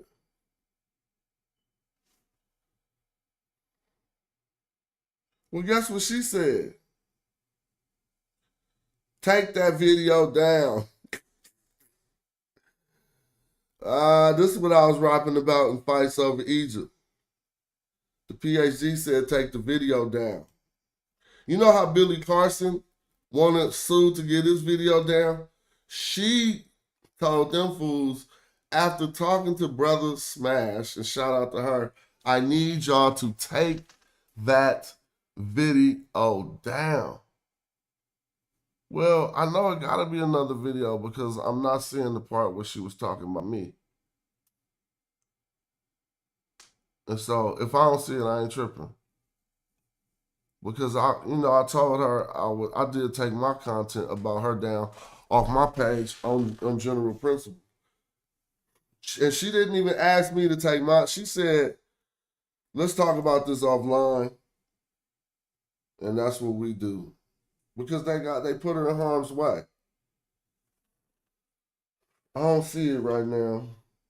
So it must have been in this video. But I know because I'm going to show y'all in another video because I got all the clips. So if I come right here, now I got to show it. This wasn't cool. Refuting the claims of Dr. Camilla. This the difference between what we doing over here and all that pseudo information that's getting debunked right now on the internet.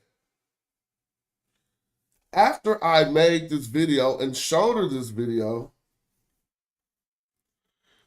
guess what she did? She didn't have no defense of her position. She went to Garfield and them and made them take the video down where she was looking at my work. Do y'all believe that? This is the opposite of that Billy Carson. Biasa Dyson.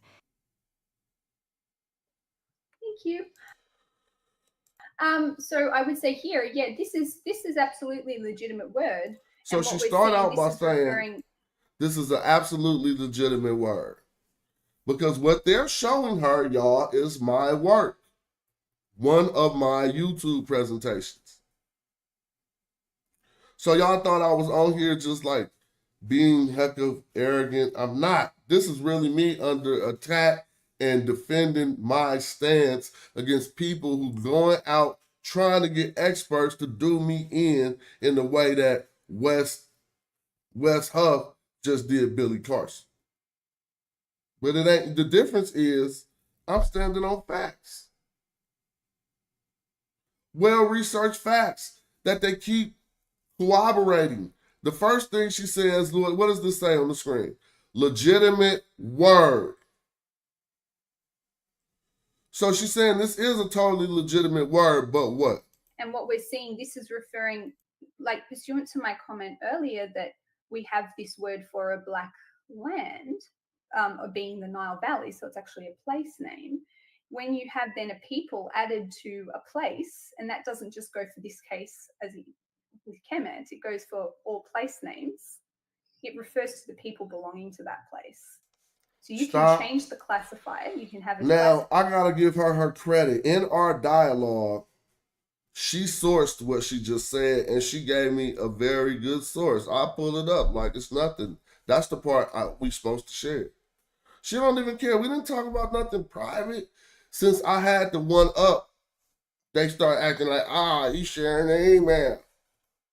No, haven't you read books where old letters from scholars get published in magazines? How would y'all be able to come across an email between me and her if it never got shared, if it's all pertaining to the knowledge and information? That shows you a place, and you replace it with a people classifier, and it tells you inhabitants of that place. Now let's stop. Now the grammatical argument she's making, and we're going to just address it for anybody like Metatron who don't know what the hell you be talking about and know you wouldn't even dare poke your face out over here. A person couldn't pay you to come amongst us. But now you changed up a lot. I ain't got nothing towards you. People need to be allowed to learn. And so even if it's a person like Metatron, as long as he's showing that he's learning, because now he don't say the ancient Egyptians wasn't black. He said, okay, some of them was black. And that's all I always argued against, the exclusion. Not no homogeny or anything like that. But let's look again.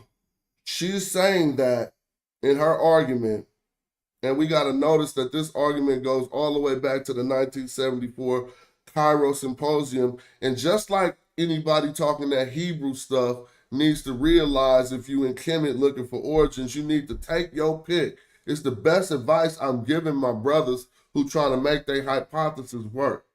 You need to take your pick. Shashu of Yahweh, Haparu, or Hikakasu. You can't be all three because you're doing too many anachronisms, and two of those factions were never found in Egypt. And the third one wasn't a people group.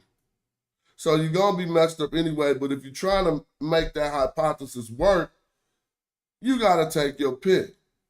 Likewise with this argument that transpired in 1974 Cairo Symposium with Sheikh Anta and Serge Sanaran and all of the others, and Abdullah and Theophilo Banga. And what happens is exactly that. This one rendition, see, look, I don't care how many, you don't have to know Medu Netter to understand how I'm gonna break it down. You see 1, 2, 3, 4, 5, 6 symbols. But really these 3 at the end, I counted them as one thing. So you see 6 symbols. Of these 6 symbols, only 3 of them are pronounced. The other ones are known as determinatives. So these first 3 to the left are pronounced, right? So basically we say the word Kemet. So now what's after the word helps you determine what the word is referring to. So a harsh interpretation, we're saying, and like Diop said, this is saying black people, right? Because this is the category of the word, which is people, and this word means black. But she's, as it says on the screen, no, since this is a toponym, Kemet, then putting people behind it means inhabitants of that place. Now let me break this down grammatically, then I'm gonna have to go get a water. I didn't bring no water in here. Let me break it down grammatically. Kemet is what this says. But some grammarians argue that this represents what we call a TU. All right, TYU. Obviously, y'all don't know, but anybody who knows Egyptian grammar knows that by default of what she's saying, if she transliterated this, she'd have to render it Kemet TU. And let me explain that to you. And this is why y'all should mess with this channel more. Because look, if only 2 options is to render Kemet or what she offered, Kemet to you, is not going to be Kemet to, right? Now, if Kemet by itself, you can't argue that that means inhabitants of that place. As Dr. Maggie Bryson told us earlier, this means that which is black, right? Now, if you got people after a Kemet, which means that which is black, and I can show you how I took this to one of the primary ethiographers out of UCLA, and we discussed this, and he was just giving me my props. The opposite of what, imagine if Wess Huff was giving Billy Carson his props. Like, damn, man, you gets it in. That would have shot him through the roof.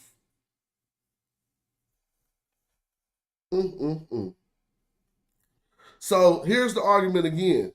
You got two options, Kemet or Kemet to you. Sheik and Job said that this was a Kemet, and that Kemet means the blacks. Right? That's what he argued. Now, then he said Kemet to you meant inhabitants of the black country or those of the black country. Or he said it meant the blacks too. And then Sir Sonoran straightened it out and said, nah, if they wanted to say black people, this is what Sir Sonoran said in 1974 over this argument. If the ancient Egyptians wanted to say black people, they would have said Kemet, which we see right here, or Kemu, not Kemet to you. So now, Sir Sonoran would agree that this could be a rendition of black people. Because as he stated, they would say Kemet. And then I'm going to show you when Jonathan Winterman admits to that by accident in the next video. So what Dr. Camilla DiBiase... This is the video I showed Dr. Camilla DiBiase Tyson.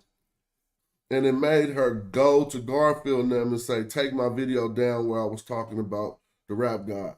Dyson says about adding the people determinatives behind a place name is true, but Dr. Biasi Dyson is limiting the semantic range of the term Kemet to a place name in order to espouse her theory. As we will see in the primary text, the term Kemet did not enter the ancient Egyptian lexicon as a place name. Therefore, there is no need to limit its semantic range to a place name only to refute what is evident in the grammar. The first use of the term Kemet in the text corpus was in Unas Pyramid, PT 246, line 368. It reads, "For you are the black ram, son of the black sheep." It arrives as a feminine form of Kem, which only means black and never meant Egypt. In fact, the place name Kemet is not found in use until the 12th dynasty. But here, Bias Dyson argues Kemet can't mean black people because Kemet is a place name. The primary source to show Kemet was first used for black sheep is on the screen. So this is absolutely a real word.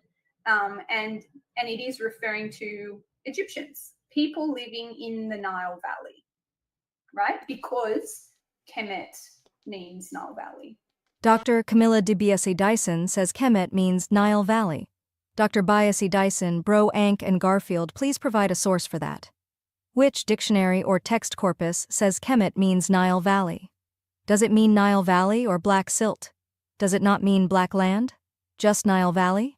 As we demonstrated with the Pyramid of Unas, Kemet was not only a place name, it was first used to say black, hundreds of years before it became a place name. Why doesn't Dr. Bays Dyson know this? Right, so you're saying because it's a place name, then the meaning, then the instructions of the classifier changes, because now you're dealing with a place name, so that changes. So again, it was not only a place name. It is a place name, but we find Kemet TU even before we find Kemet, which will make us argue what is Kemet leading back to. But I don't have to play this whole video because she bowed out and basically said that they put her in harm's way and she didn't know. She's actually said this, and this is all I'm gonna show from the email. because I took it out as a quote. Let me see. Let's see, Canva. This is what she said when they was trying to debunk me. You know how they telling Billy Carson he using everything wrong? That's the theme of this video. I ain't just, this is what she said to me. Where'd it go? This is what she said.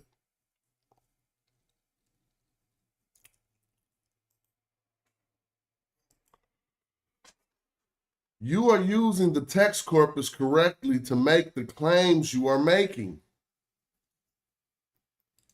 What is the claim I'm making? The ancient Egyptians was black and they called themselves black.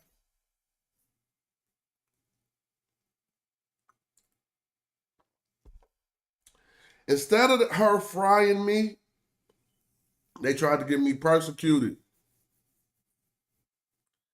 Instead of, this was the worst backfire in the world.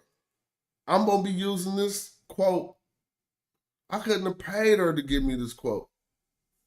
And y'all went and got it for free. You feel me?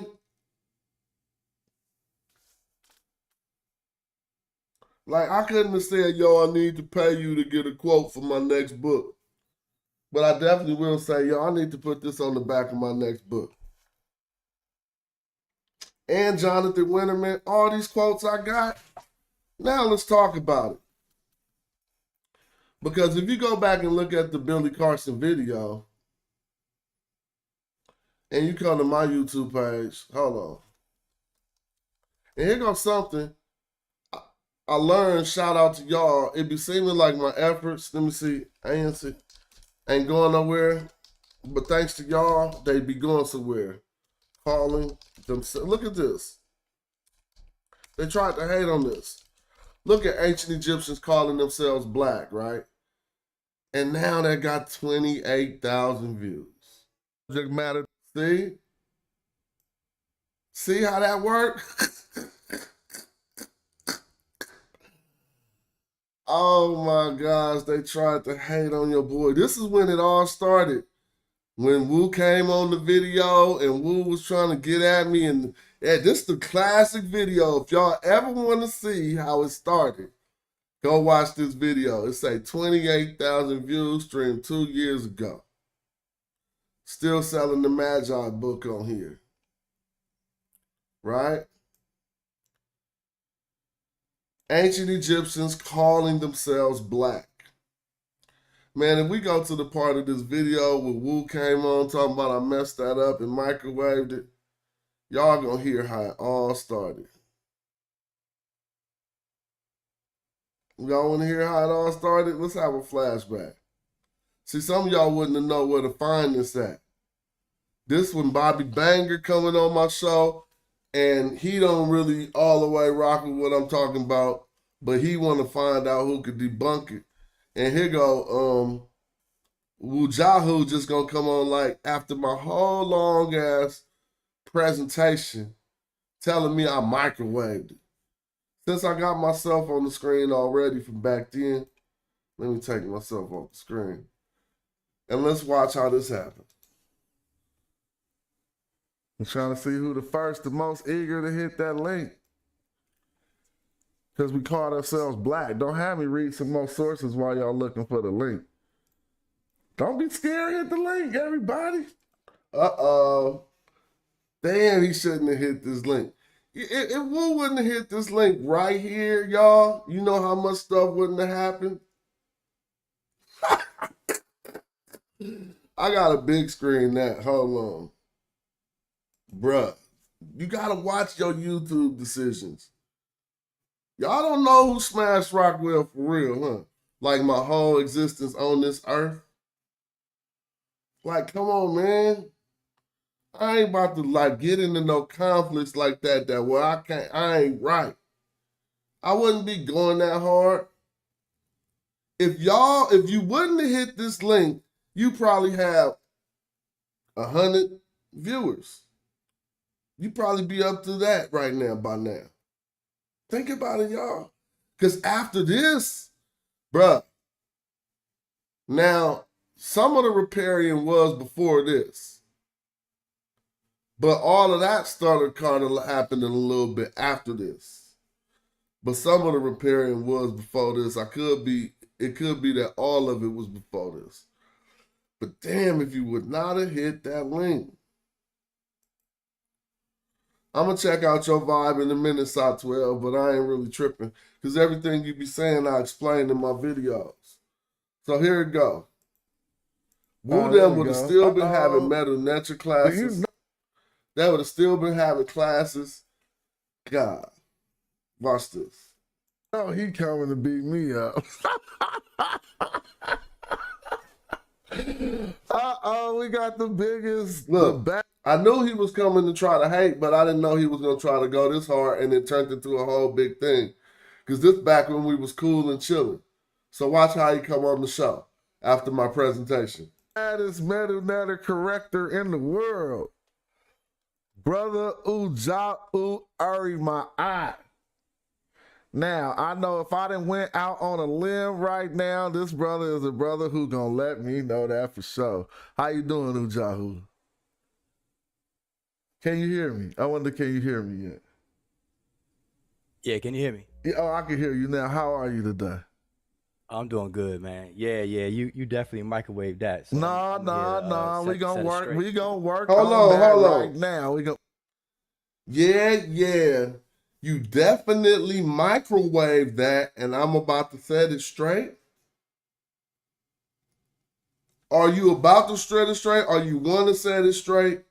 Wow. Let's listen. I'm trying to see who the most eager to hit that link. Because we called ourselves black. Don't have me read some more sources while y'all looking for the link. Don't be scared, hit the link, everybody. All right, there we go. Uh-oh. You know he coming to beat me up. Uh-oh, we got the baddest metal natter corrector in the world. Brother Uja'u Uri my eye. Now, I know if I done went out on a limb right now, this brother is a brother who gonna let me know that for sure. How you doing, Uja'u? Can you hear me? I wonder, can you hear me yet? Yeah, can you hear me? Yeah, oh, I can hear you now. How are you today? I'm doing good, man. Yeah, you definitely microwave that. So No. We gonna work. straight. We gonna work on that right now. But I told you I'm not gonna argue against you. I'm not gonna argue against you. I'm gonna let you do your thing. Okay, come on. No, I'm not gonna do a thing. I'm just letting you know that you microwaved it, and plus everything you went over is really old. Now, first he tried to come on like I microwaved it, so I didn't do thorough good research. And he lied. I hate when people lie and try to belittle you. He said everything you showed was really old. Well, that's the truth, because we're looking at ancient texts and secondary sources that wrote some stuff a long time ago. But my point is, in your discourse and in your body of work, these sources that I brought out had not been addressed before this point in time. Y'all trying to act like, come on, y'all in the conscious community, don't be no fanboy. You trying to tell me somebody was running around this motherfucker talking about the blacks, meet the blacks, the families? Man, I'm coming on the screen. This is not when you get in the motherfucking face, because it makes me mad. I've been watching this shit since SETI. Don't you know? I mean, since before SETI, but I'm saying, don't you know if somebody had them sources about all these ancient Egyptians calling themselves black, that we would have seen that? Diop didn't even show none of them. What I mean, Diop did not show Pepi Ankh the black, Nika Isis the black, Henny the black. We showed that. So y'all proved me wrong, and you go. I know because he had did some work rewriting J.P. Allen's book, and J.P. Allen in his book did reference Henny the Black. But nowhere in this conversation in the conscious community, y'all got to stop fronting. I'll be watching this shit just like y'all. Nobody ever taught us about that. It's like, well, oh, and this is old. So now I'm supposed to be like, oh, okay. So it's old, but I'll be studying with you every day. And stuff that we dealt with. Everybody don't watch your show. See, no, I know. That's the problem. No, that's not really a problem. I'm just letting you know, because like when people say things that like Ned and Neb introduce something, that's not true. Oh, don't take no offense to me giving Ned and Neb some props. No, listen. So basically, that's what happened. He said, because when people say things like Ned or Neb introduce something, that's not true. So he was just taking offense to me saying that it was Ned or Neb who introduced Nika Isis the Black.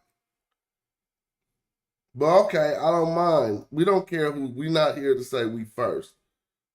Even though I just did my rant about that, that's not really the goal. I'm not taking offense. I'm just saying what it is. Like, are we gonna keep it a buck, as people say, as you say, or do we want to just shuck and jive a bit? I want to keep it a buck. Right. So I'm just saying, no, giving people praise and props is cool, but at least let it be accurate, though. I mean, at least let's do that. See, so you have more. No. So far, you've spoken about who brought some shit out first.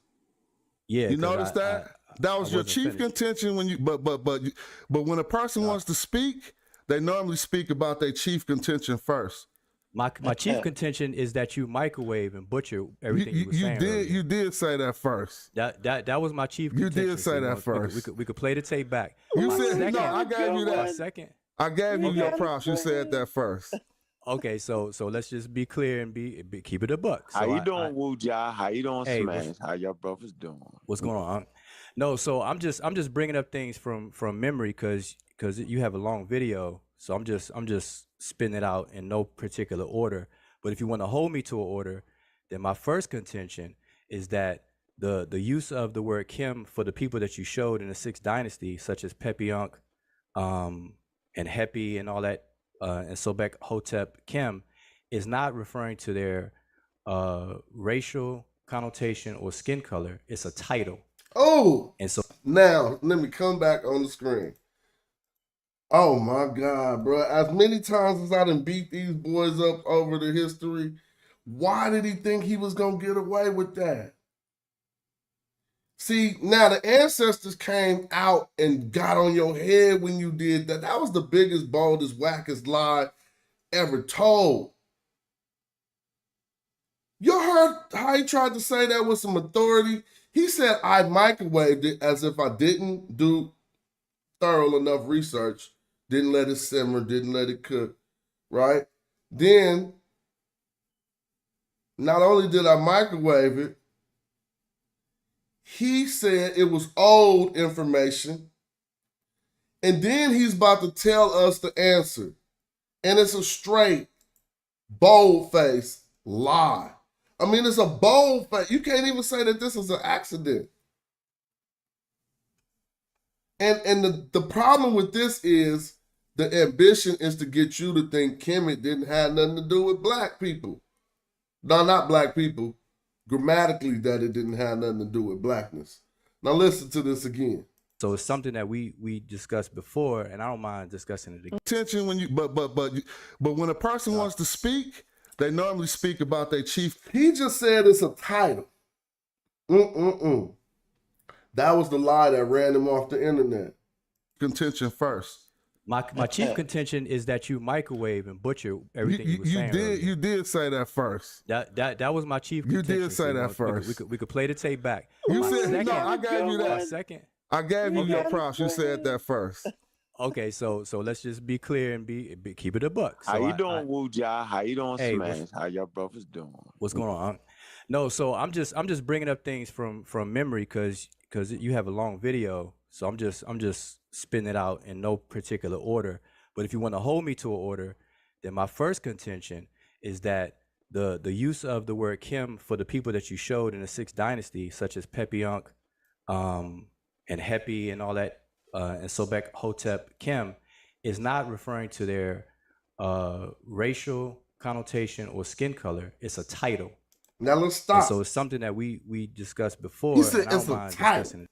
Like he knew, and he said it's something they discussed before, but to give y'all the the illusion book that that you he's done showed, some thorough Blackness research. book, Hold on, why they stopping when I press stop? To give y'all the illusion that there was some thorough research done. So it's a title, right? Y'all heard that? Damn, I got some contributions. I didn't even see that. I ain't even said nothing about the... See, they not showing me nothing in my chat. Hold on, I gotta go say peace to these contributions. Y'all, now I can see them on the screen. Well, what I seen on the screen, when I came on the screen, I thought I seen some contributions. Oh, no, that was the old video. So I'm giving y'all props, right, for something that ain't happened. So if a contribution do go up, I will give you the props. But I thought I said, look, this what happened. I went full screen, right, and I thought these contributions was right now. And I got excited. Don't laugh at me. But let's keep it popping. I was tripping. Nah. Y'all gotta forget. He just said authoritatively that it's a title. And I'm watching this UFC fight today. If somebody want to contribute to this channel to help me get that fight, because I'm going to pay for it today, and y'all can help me do that. It's on y'all. But I'm going to go to view your channel. And I'm going to go back to shorts. Remember he said it was a title? Lion boldface? Here go what the PhD scholars say about Kim being black. As far as a name, an ancient Egyptian having a name, Kem, and it happened not infrequently that the ancient Egyptians would have either a name or a nickname. More commonly, I think, a nickname, Kem.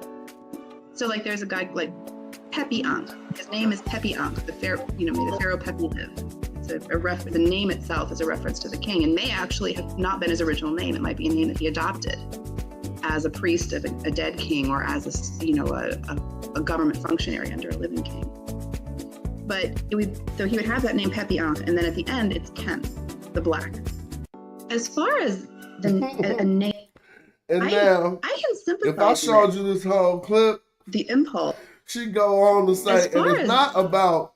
She's like, it can't be about their hair. It got to be about their skin color, because most Egyptians probably had black hair. I mean, it's ridiculous. So, I mean, now when Billy Carson get all them views, you be thinking, damn, why is the fake shit getting all the views? But now when they start to get persecuted, you glad you've been invested in right knowledge, right? Yeah, you glad. It's not like they're going to come at us like that, ladies and gentlemen. They just going to come on the show and keep corroborating what we saying we right. Damn, I just thought I was just showing something. I'll be getting lost when I be showing stuff. Don't even trip. Because we're going to show the last best one. You can come to my page. Oh, there go that contribution, Venom K. Shout out to you. I appreciate you. We about to come to my page, and then we're going to go like this. Discussions with Egyptologists. And we're going to come right here. And now, this is the complete opposite of your Billy Carson getting cooked. I wouldn't say, I mean, I can't compare Dr. Jonathan Winneman right here. Why don't you look up his credentials? Let's look up his credentials. I don't even know Wess Huff credentials either. You just put Dr. Jonathan Winneman. And I was told by another Egyptologist, Kate Liska, who was the chief contributor on the Magi, to contact Jonathan Winneman to discuss what I wanted to do. Here we have Jonathan Winneman, Global Antiquity Academic Administrator. Jonathan Winterman is an academic administrator in ancient studies at UCLA and works closely with the governance board to support global antiquity. A specialist in ancient Egyptian philology. That's what we do on this show every day. A specialist in ancient Egyptian philology, Old Egyptian through Coptic, and visual culture. He first joined UCLA as a lecturer in Egyptology before becoming a part of global antiquity. It says, since joining the Institute, he has contributed to several successful grant projects and, and invites interested faculty to reach out to him to take advantage of these services. While his research and teachings are grounded in the cultures of ancient North Africa, he is interested in the construction and maintenance of kingship and power across ancient, pre-modern, and contemporary worlds. Most recently, this has led him to explore different concepts of the body politic, the relationships between the real and imaginary representations of power, and the rise of authoritarianism.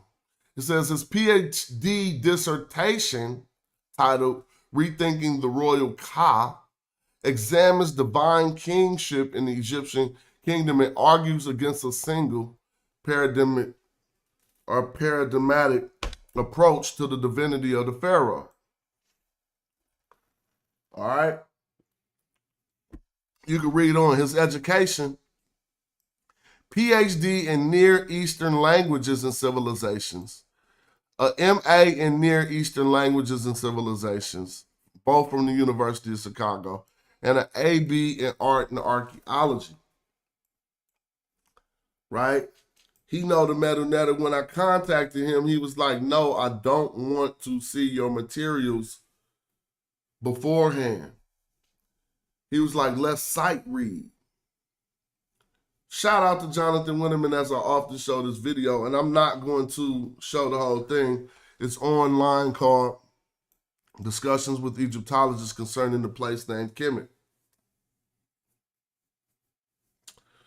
Oh yeah, he high up. Yeah, that's what I'm saying. He ain't no sucker at UCLA. He like a boss. So look, he got this dude contacting him, right? But I let him know that I ain't no noodle in the email. I didn't say, I ain't no noodle. But the way that the way that we was talking, he know I know something about it. But I'm about to play a little bit of this only for us. Let me show you. Let me come off the screen. I don't want to be on the screen twice.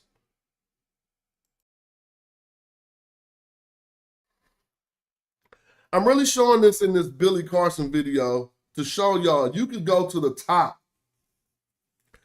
You're not going to find no Wess Huffs that's going to come and debunk what we saying. This is qualified facts.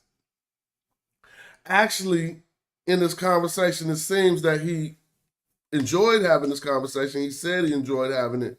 And I think sometimes next year I'll hit him up again to do a part 2 or something. Or maybe talk on another question. But he knows my research question is concerning the meaning of Kemet, what it got to do with black people. He don't necessarily all the way agree, but watch how these discourses happen, and let's just see how it's different than what you're looking at with Billy Carson. Symposium, where Saran was settling matters between Professor Abdullah and Sheikh Antijo concerning, well, obviously they were talking about the peopling of Egypt, and in their conversation, race matters came up. And so as we had this conversation now, we figured that's like an antiquated taxonomy. That's not really working for how they looked at things back. Thanks for the contribution, Cal. Nevertheless, this conversation happened 50 years ago in 1974, and then for their time period, it seemed somewhat appropriate that they looked at things that way. That was one of the leading questions about Egypt and Egyptology for a long period of time. And so then in the attestation, Sir Sonoran put forth to say black people, the ancient Egyptians would have said Kemet or Kemu and not Kemetiu. And then he went on to say, I'll bring up the quote. He went on to say that nevertheless, that this attestation was not used. They didn't use Kim to talk about the other quote unquote black people that they knew from the hinterlands from the Old Kingdom forward. And so I know it sounds already like it's kind of loaded, the question, but it's really not, because actually we were spending a while doing this research, and there's nothing that attests to what Sir Sonoran says can be found in Egyptology. So this is why I beseech your expert opinion. You know? Yeah, so I guess as just a kind of just general kind of statement before we begin is that, like, I do not pretend to be able to tell you what the Egyptians thought or kind of. So I want y'all to watch this whole video, but I'm gonna just cut right to his bombs, all right? In the context of whether he's disagreeing or corroborating what we're saying. Of others, to say that it's. All right. Again, thanks for all the contributions. I see y'all. Say if they wanted to say like the black person, what they would have probably written, again, theoretically, because I can't really tell you any examples that I have of them calling anyone, whether it's themselves, a foreigner, a Nubian, a black person. I don't. So now listen to what he's saying. Because he knows the language and he does philology, he knows exactly how they would say a black person. But he's saying he don't have any examples of it. Now, primarily because his dissertation was on rethinking the royal Ka, he wouldn't have spent much time researching Kemet. But some people hooked on him saying that he don't got no examples of it, as if he said it did not exist. Just listen. And I got all the examples of it. So I'm just looking at them on my monitor to the left. Like I was going to be kind of childish and just put him on the screen right when he said he hadn't seen it. But you're going to notice I'm going to pull the screen down and not share what I was about to share. You any examples that I have of them calling anyone, whether it's themselves, a foreigner, a Nubian, a black person. I don't think that I have any examples of this. But what they would have done, so they would have used the phonetic signs chem, and then they would have had a classifier of a seated man. All right, we're going to open JSS for y'all and show y'all what he said. Right? Just for anybody new to the show, we like to be interactive. So he said they would have wrote Kim, which I would have put, probably just put a KM, right? No, I could put I6. Kim, and then they said they would have put the classifier of a seated man. Now this is what he said. That would say black person. Y'all heard him? He said they would put Kim and then the classifier of a seated man. Well, what if this was a woman? Then they would have just put oh no, they would have put B1. Oh no, I thought I put B1. A classifier of a seated woman. So y'all see that, right? He's telling us that this is how they would have said black person. All right, now let's keep listening. And again, there's ways of even distinguishing between foreign or Egyptian and foreign in the way that that seated figure would have looked. So for example, if they show an Egyptian man or someone like kind of culturally coded to be Egyptian, then you can tell that they're understanding this person is Egyptian. If they show them, you know, perhaps with a feather on their head or, you know, with kind of some other kind of foreign significance or signifier, then this might be showing that they're, you know, being distinguished from the normal Egyptian population. But again, we don't have any of this, as far as I'm concerned. We don't, or as far as I know, we don't have any kind of people that are called the black people. See, look at me. See? So I'm telling y'all, soon as he said we don't have this for the second time, you see me in real time about to get tacky. Because I was about to share my screen and put all that stuff in his face that he's like, but again, we don't have any of this. I'm doing the opposite of what Billy Carson is doing. I'm the West Huff. Because I'm the one with the sources. He the one who think they don't exist, and I'm holding my horses in order not to put them on the screen right now. As you see clearly, the second time he said it, I got kind of pretentious. I mean, I got kind of, look, he tested my ego. So watch how it happened in real time. They're on their He gonna say, we don't have any of this. And then something in me said, put that shit on the screen. Then another voice said, don't do that. Do it like Ptahhotep said do.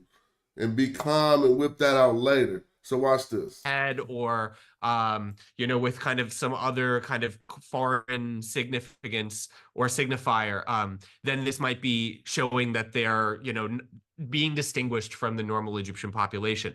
But again, we don't have any of this, as far as I'm concerned. We don't, or as far as I know, we don't have any kind of people that are called the black people. See, hold on. Now, I'm just going to tell you how semantics work. He said, we don't have any of this. At first, he said, as far as I'm concerned. See? And then he reworded that because that's too harsh of a statement. As far as I'm concerned, mean my arms is folded, we ain't got this stuff. But he said, let me rephrase it. Not as far as I'm concerned, listen, y'all, listen to the minutia of our conversation.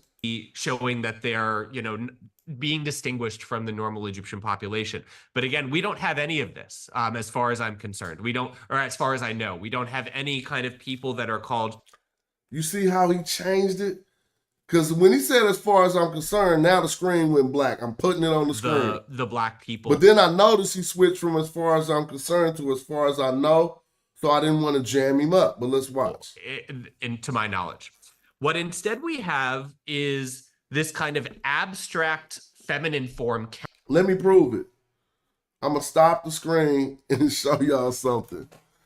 Now you got to be able to read the meta nature to see me prove it. If I come to this screen, guess what this is, y'all? This is the Stela of Abku. A-B-K. I thought it was Kau, maybe K-A-U. Abaku, right? I just said Abku, but it's K-A-U. Now, if you look, let's find it. Damn, let me find it. I hope I had it slid. I know Reggie know what I'm looking for. But since he said it didn't exist, I was like, well, what the hell he went first? Damn, I can't see it right now. I'm looking through the glyphs to see if it's on the screen at this moment. Well, in this stela, we will find a particular line where they say, praising the black one. But let's continue because I don't even need to do that. Which means not. I did it right. In the video, I did it right. The black one, but that which is black. So this is kind of the way that you make feminines in Egyptian and also in some Semitic languages as well. So then what then happens when you have Kemet and then you add the Nisba ending E or EU for the plural? What you have is saying the one who is associated with that which is black rather than the black one. So I think that's what Saunaron's point is. So y'all hear that? I hope y'all following. He is saying Kemet would mean the one who is associated with, no, Kemet to you would mean, because the TU would mean the one who is associated with, and the Kemet would mean that which is black. So Kemet to you would mean one who is associated with that which is black. Now watch my question to Jonathan Winterman, and I need you guys to listen closely. This is the complete opposite of a Billy Carson, Wess, Huff discourse. He understands he's not talking to no fraud, no fake, or no grifter by the nature of my discourse. And I'm going to put him in a situation to expose things about his field that a lot of people wouldn't have been able to do. I don't think he ever admitted to that ever in his life. So you're trying to tell me in any discourse that Jonathan Winterman has ever had that he had to say what I made him say in this video? I could tell by the way he chuckled that he never had to say that before. Now watch this. In that kind of contribution, or in that passage that you've brought to our attention. Interesting about the Kemet EU, specifically, some argue that when that type of nisba is formed, it's typically toponymic and not related to the root. Like it dismarries the meaning of the root or divorces the meaning of the root and just simply means inhabitants of, and some translate that as you see, they say inhabitants of Egypt. But if ancient Egyptians could not have meant inhabitants of Egypt, because that seems to espouse some type of anachronism to where they wouldn't have even known that term yet. And so you don't detach it from the root, but still there's the question of whether that blackness is a reality that has to do with people or the Nile silt, which we know to be so prevalent. And there are also a bunch of other black realities, how much the Apis and the Kemet, the divine cattle herd, and all of these things that we could throw in there to see which one they were actually talking about. And so I started to share my screen, but I think I chose the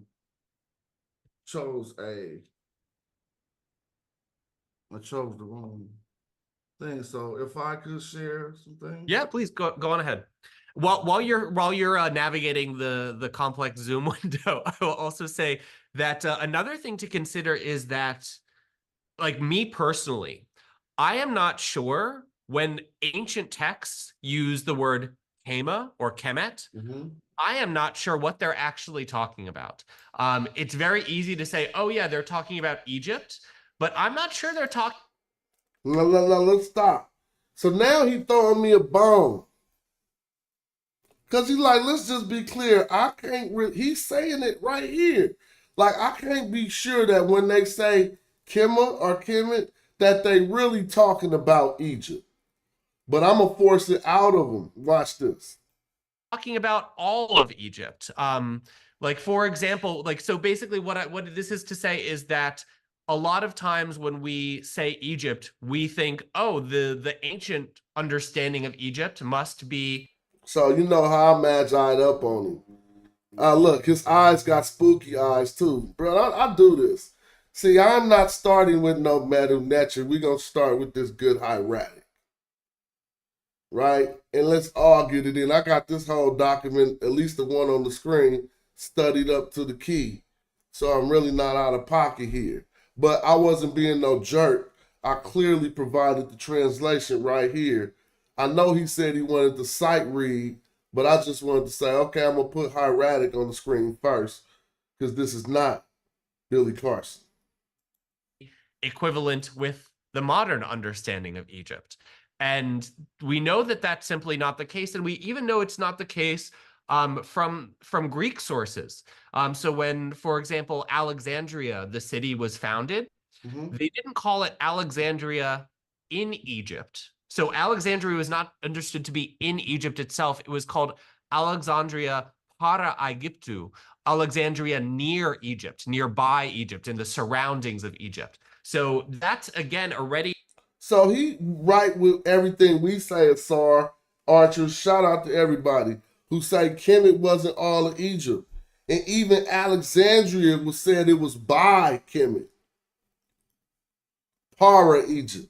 Hinting, this is a late reference that's pretty well attested. So that's hinting that even, around like 300 BCE, that the understandings that we have of what Egypt is and the understandings that what Egyptians and what foreigners, what Macedonians or Greeks had of Egypt at that time is pretty different. So I'm going into all of this with kind of, who actually knows what they were talking about, and a good sense of skepticism on all fronts. So now this is our first, and you won't see a lot of people with enough balls to really do this.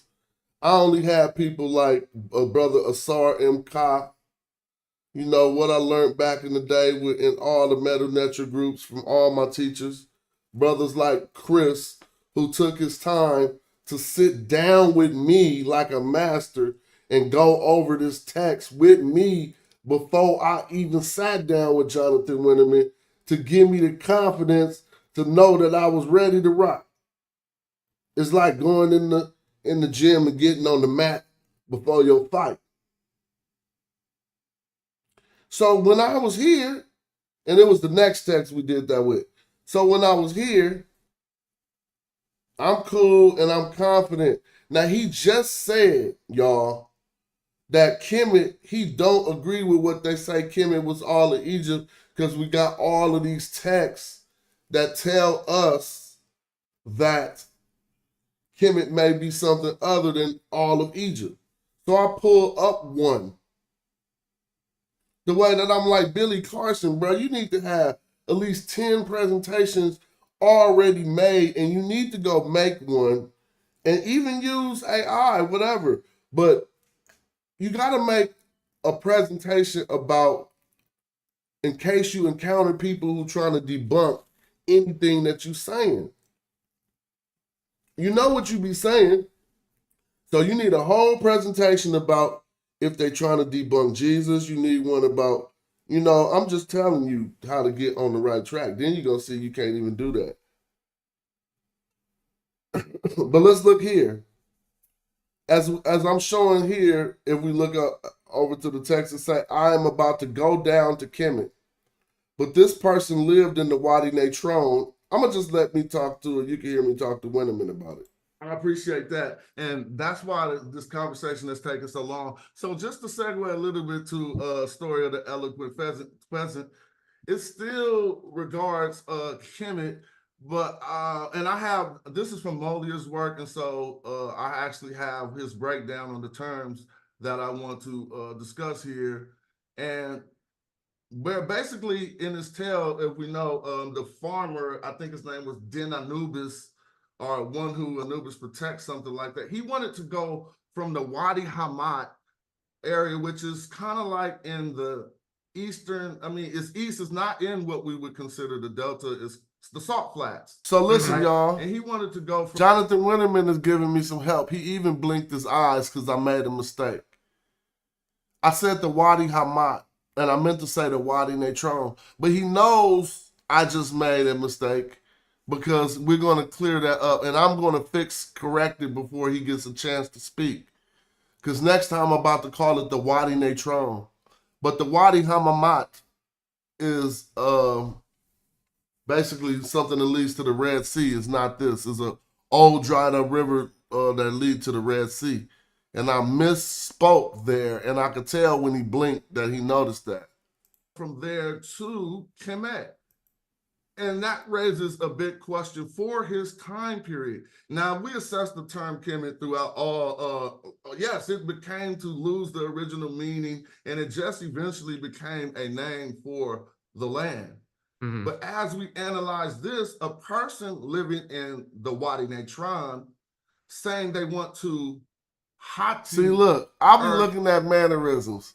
Because he blinked when I messed up the first time. Then I corrected myself, and I even seen him be like, okay.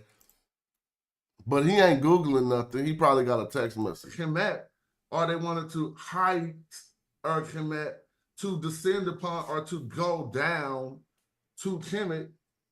It kind of gives reference that first, in his mind, he wasn't in Kemet. That's easy to be established, right? Yeah. But yet he was in, pardon me? Yeah, no, totally agree. You're absolutely right. So let's stop. Right here, Jonathan Winterman totally agree that the eloquent peasant in his mind wasn't in Kemet. He was in what we would call Egypt today, but he wasn't in Kemet. Now, I'm not going to show this because you can watch this whole video. I'm just going to skip to some of the points that he makes. And then I'm going to open up the chat. As Kemet, Egypt today, and so it begs the question, what did Kemet actually mean to him? Yeah. As we go through the text of the story, he didn't want to do anything agricultural when he got there. He actually, well, people could tie food to agriculture, but he wanted to buy food for his children, it says in the story. And so we'll go back over that. But I just wanted to point out these terms, and it doesn't say go south. Correct. But to descend gives a little bit of something. Let's hear what you say there. Yeah, so no, this is a really interesting example, and it's also really, I think it's an instructive example because it again just throws all of the assumptions that we normally have, especially like as, you know, just reading these texts. It throws all of the assumptions that we think we understand what these things mean, and actually we don't understand what they mean. Because everything is more complicated and everything is much more, it's more contextual in a culture that we are approaching from the outside. So you're quite correct in saying that the eloquent peasant in the Wadi Natrun. So again, this is a kind of like a salt flat to the west of the Nile Delta, essentially, but not very far north, not very far south, but west of the Delta. So it's very clear that he does not, at least in the world of this text, does not picture himself as living in Kemet because he wants to go to Kemet. Now let's stop. And it's very clear that he... Now, this is something that we be arguing, and I right here got this professional, well-qualified person to attest to what we be talking about. You could be in the Delta, you're not in Kemet. You're not in the black land. I don't care if it's black silk all in the Delta. You're not in the black land yet. Now, how about that? Like, I don't even get it. Why is it so hateful? This is different. We're not in Sumer. We're actually in Africa. Like, what part about something being black when you're in Africa are you confused about? If we was talking about, I can't even think of a continent that should make you be confused. But if we was talking about, like, you know, Greenland or something, and we had all the same evidence about all this black, we damn know, we would be like, this don't make no sense. Greenland is green. Why is they calling it Kemet the black land? Like, we would be all over, you know what I'm saying? But we're in, and they're white people. Why would they call themselves black? But we're in Africa. So when they talk about the yellow people being the Asians, you know, that was one of the first names, people from the Yellow River. But the river was supposedly yellow, and it was not necessarily supposed to be a reference to their skin color either. But this is the story of Qin making China. Right? Y'all know these stories. The Yellow River, the yellow people. So why could it be the yellow people? Why could it be the white people? Well, where do white people come from? Well, as the brother said who did the video, when you talk about the white country, you're not talking about the color of the white sands, y'all. You talking about the areas where, if you're talking about the white country, you're not talking about the snow in the Alps. But all of a sudden, when you're talking about the black country, you're talking about the land, the dirt. But I'm going to have a discourse with him about that a little later on. But here we're in complete agreement. Me, a YouTuber, if y'all want to limit me to that, and him, a professional academic philologists, agreeing that this text is proof that Egypt and Kemet are not synonymous. And we need that to be established before we move on. So he already agrees. He is, moving towards the Nile. One interesting thing, though, you note correctly that he doesn't say he's going south. Let me look at my phone.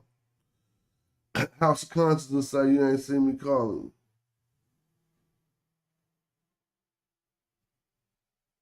Oh, you must have called me, so you ain't called me right now.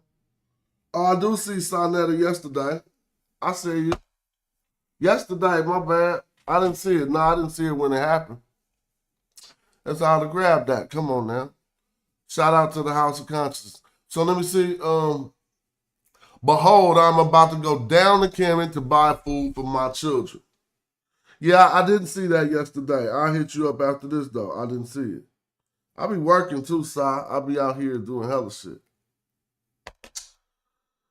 Oh, well, if I destroy I didn't destroy my whole argument because my argument ain't based on that Yellow River stuff, right? And it ain't based on that. But nothing I do will destroy my whole argument because my argument is based on these facts like on the screen. For instance, how does anything I said about the Yellow River go against what we see on the screen about this not meaning Kemet, right? Now about Kemet not being synonymous with Egypt because as the scholar admits, the eloquent peasant was or the eloquent farmer was already living in the areas we call Egypt. I'm gonna open up the chat in a minute. This is because, so also when we're dealing with Egyptian directions of north and south, we have to keep in mind that their north was our south. Mm-hmm. So if they said they're going south, that would actually mean they're going our north. Mm-hmm. So that, and those terms are different than the term ha'i, the verb ha'i that he uses here. The verb ha'i actually does mean to go down in terms of descend. So, and this is a reference, and this is always something that people did when leaving the Nile and then coming back to it. You descend into the Nile or you go down to the Nile because of the valley. So basically if you look at the Egyptian landscape, and especially if you're coming from like a desert location, either to the east or the west, when you get to the Nile, there's going to be a drop because that river has now carved out like territory, like the prehistoric river has when it was like kind of flowing much more vigorously, much more violently, has kind of eroded. Y'all can go watch that video. His explanation that go down means to descend up out of the mountains into the valley. I offer another source. I'm not going to play this whole video. And then we start doing this right here. And this is definitely the opposite. You will never see none of these dudes making these claims try to read the ancient text with the expert. Do you know how? Let me get back on the screen. Tell the truth, y'all. Do you know how problematic that could be? Think about it. You can ruin your whole YouTube career forever. You get moved out of one category to another category if you be trying to talk hella ancient knowledge like we do, and then you try to read an ancient text with an expert from UCLA. Do you know how crazy? Yet, honestly, there's some people that probably amongst us that should help Billy Carson out. You know why? Because we can help you get right. You got the movement strong. All you got to do is throw a few things out, pick up some of this shit we teaching. They just want to hear this too. Teach it right. You got it from the arch back. We about to get at Billy Carson. We about to help him. You know who he need to meet? Chuck Morgan. I know y'all like, nah, he's a pseudo. Well, what if his ambitions ain't to be a pseudo? What if he won't write knowledge and he think he got it? And they never even found what we putting out here. Because he already got the people. So now, here's another thing. I'm going to tell you something that's just so silly. You got to let the Emerald Tablets go, bro. If anybody on here think the emerald tablets got something to do with Kemet, it really don't. And the parts about the emerald tablets, why are you talking about half the tablets? Why you ain't talking about making the philosopher's stone out of piss, out of urine?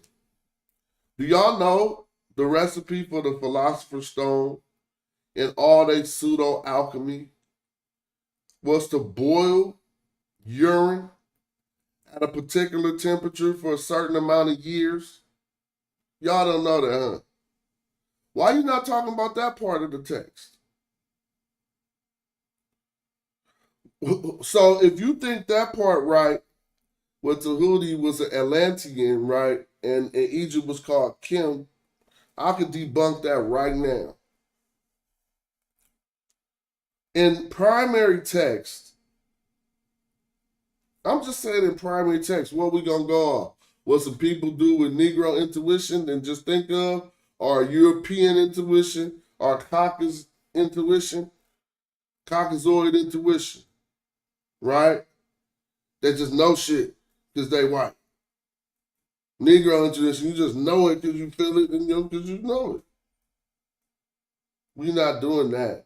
We need primary sources. So if we go to primary sources, how the hell was Thoth, who made Atlantis and then governed over the people of Kim, supposedly,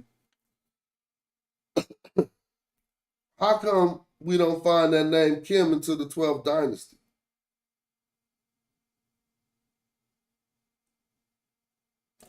So this debunked the whole emerald pseudo tablets right here. It's just like Ur of Chaldea in the Bible. What's the problem with Abraham being from Ur of Chaldea in the Bible? Ur of Chaldea was a thing at the time when the biblical writers wrote it. Chaldea was not a thing at the time when they said their character lived. So that's a problem saying that Abraham came from Ur of Chaldea. Everybody know that. That's called an anachronism. Well, we talking about the same thing. How the hell Tahuti governed over Kim, and Kim wasn't even Kim till the 12th dynasty? Again, in primary sources, we just can't find nobody calling it that in the beginning. Tahuti didn't do none of that. So this is what happened. First of all, that's an Arab book.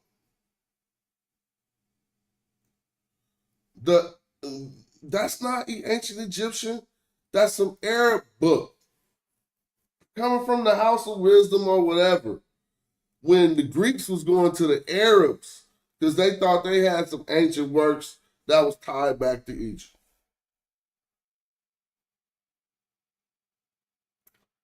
So unless you can tell me where in any primary text you can find Kim, that word, being associated with, let me know which one you're talking about, Tahuti, because I know you know a lot.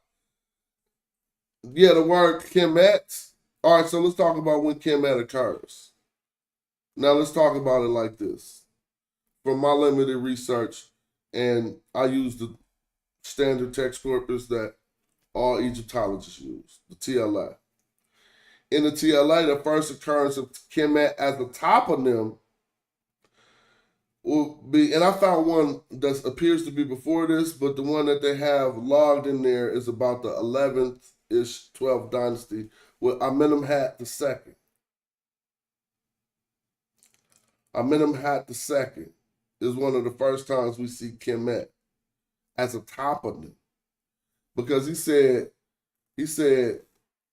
Tahuti ruled over Kim, and that was the ancient name of Egypt. Well, who would have known that could have contributed that to something like a pseudo emerald tablets?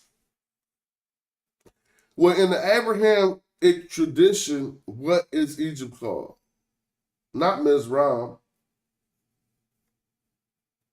Y'all know Ham is Kim, right? Yeah, Abraham. Yeah, that's an anachronism. So that's come from the old biblical studies. But the same Ur of Chaldea wasn't around when Abraham lived. Chaldea was around when the authors wrote it. If you go back, Ur didn't have nothing to do with Chaldea earlier, right? Ur of Chaldea. So yeah. Now it's the same thing with saying Tahuti from Atlantis. So the Emerald Tablet is supposed to be a Tahuti from Atlantis who basically governed over Kim, which is the blacks. But they not saying that right. That don't work. And I don't even know why we even going crazy. So let's talk about it. Alchemy.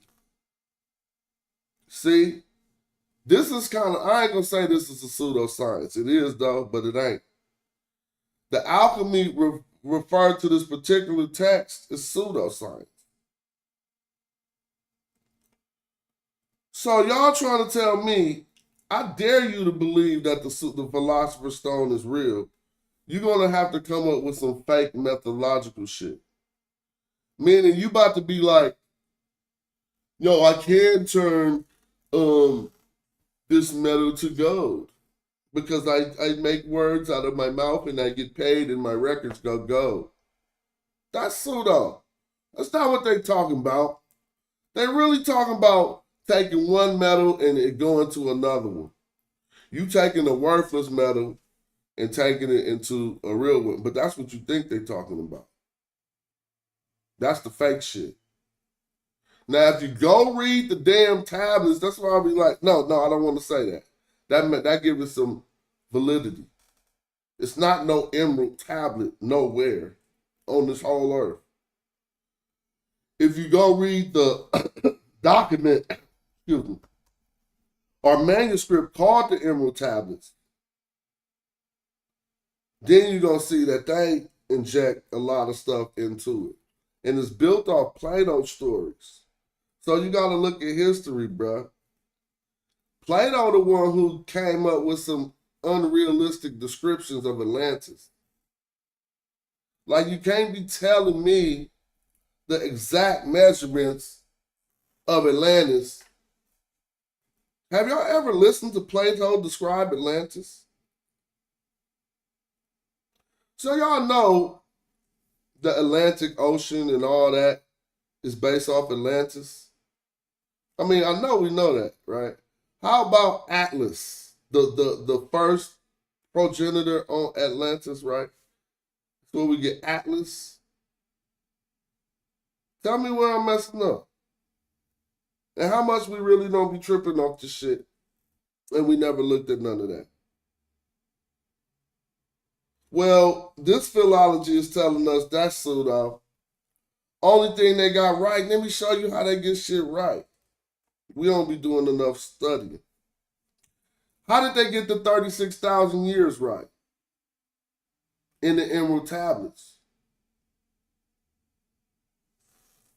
How did they get the 30? Am I now saying some pseudo shit? Am I now arguing that Egyptian history was 36,000 years old? Oh, yes, indeed. I would definitely argue that. I'm not like Billy Carson. I can show you that in a snap of a finger. What I can show you is they truncated the history, right? They truncated the history of Egypt for biblical purposes and nothing else. You think that's a lie? You think I made that up? Too bad for you. I can prove it, and I will right now. And in order for you to prove it, you go, who is it? Is it RF? You need a book by Waddell, Waddell, called Manetho, and they're going to answer to your question. How did the Arabs know about a Tahuti? if the metal nature wasn't deciphered in order to get Herm's trigonomesis in there? See, we got the answers, Swipe. How did the Arabs know? You already know. Manetho and people like himself. That's how they knew. So now let me show you something that's going to make you say, damn, you just made a wild claim. And somebody might try to come on here since I was talking kind of, Whether he bold. could have gone to the Delta Somebody might to try get to come on here this and silt. Or debunk if what the I silt just said about 36,000 years. So I'm going to show you what you do. Type MANETHO and put PDF. Now it's going to take you to the Internet Archive, a book. This is W.G. Waddell. This is a wonderful work. It is not. See, this is the difference between how we get it in and how the grifters online who get all the support and don't even show y'all nothing. They just tell y'all shit and it be wrong and they get debunked hella quick. Now, I just came to this book. Obviously, anyone who sees the title Manetho, who's a true historian, or anybody watching to critique this video, you already know this is not the work of Manetho. As Manetho's work does not survive. Right? Uh-oh, somebody saying Jesus is the way in the chat. Yeah, Jesus might be the way for some. Yeah, I'm not with that. I'm not against that. So check it out. This is not Manetho's work because Manetho's work does not survive. This is a collection of all the people who spoke about Manetho's work so we can start to see what Manetho said in his work. Now, guess what? In this book, I could just pull up it probably won't work, but I'm gonna put 36,000 just to crush somebody. Let's see what happens. Why would the number 36,000 even pop up in this book? It didn't pop up, but I know what will because I read it hella times. 24,000, and then you got to do the math. So that's not popping up either. Probably because the book ain't searchable, not because it's not in the book. I'm about to take it to you and show you. So if I let the book stay on Internet Archive, it'll be searchable. So now watch this. Now I'm gonna see 36,000 and see what happens. 36,000. Do you believe they even speak on 36,000 years in this book? First of all, excuse my little cough I got. If they do speak on 36,000 years in this book, what's up with that? I argue that in Manetho's work, we can find a timeline that leads back to 36,000 years. I don't know what y'all arguing about, but it's cool. Now, if it doesn't reveal itself just by me looking for it, I'm just going to have to show you by going page to page. Right? So if you don't know who Manetho is, Manetho was an Egyptian priest who explained the history of Egypt for the Greeks, for the Ptolemies. And as he was doing so, he told them a history that was so old that all the Jews had to start, and this is true, they had to start mounting apologetics against what was perceived as a polemic against attacks against their history. So notice it says here, the Egyptica of Manetho, Manetho's history, but this is from the Armenian version of Eusebius. Y'all see that? Dynasties of the gods, demigods, and spirits of the dead. Now, if we come down here, and I'm going to make it a one-page joint, and you're going to be like, hell no, he really said that. They showing us it in the Greek, but what we'll see is the next page should have the English. right? And what you're going to see is he's going to detail a timeline that's going to add up to 36,000 years. So, see, here it goes right here. Osiris Typhoon, brother of Osiris, and lastly Uranus, son of Osiris and Isis. See, now what's the problem? If we come up to what he's saying here, those are not the first people. Look, here go the first man. The first man or god in Egypt was Hephaestus, who is also renowned amongst the Egyptians as the discoverer of fire. His son Helios, that's Ra. Hephaestus is Ptah. His son Helios, Ra, the sun, was succeeded by Sosis. I don't know who that is, right? So now we got some mix-up here. Because it was not Manetho, and you can look at this. Manetho never called Ra, Ptah, and them. He never called them deities.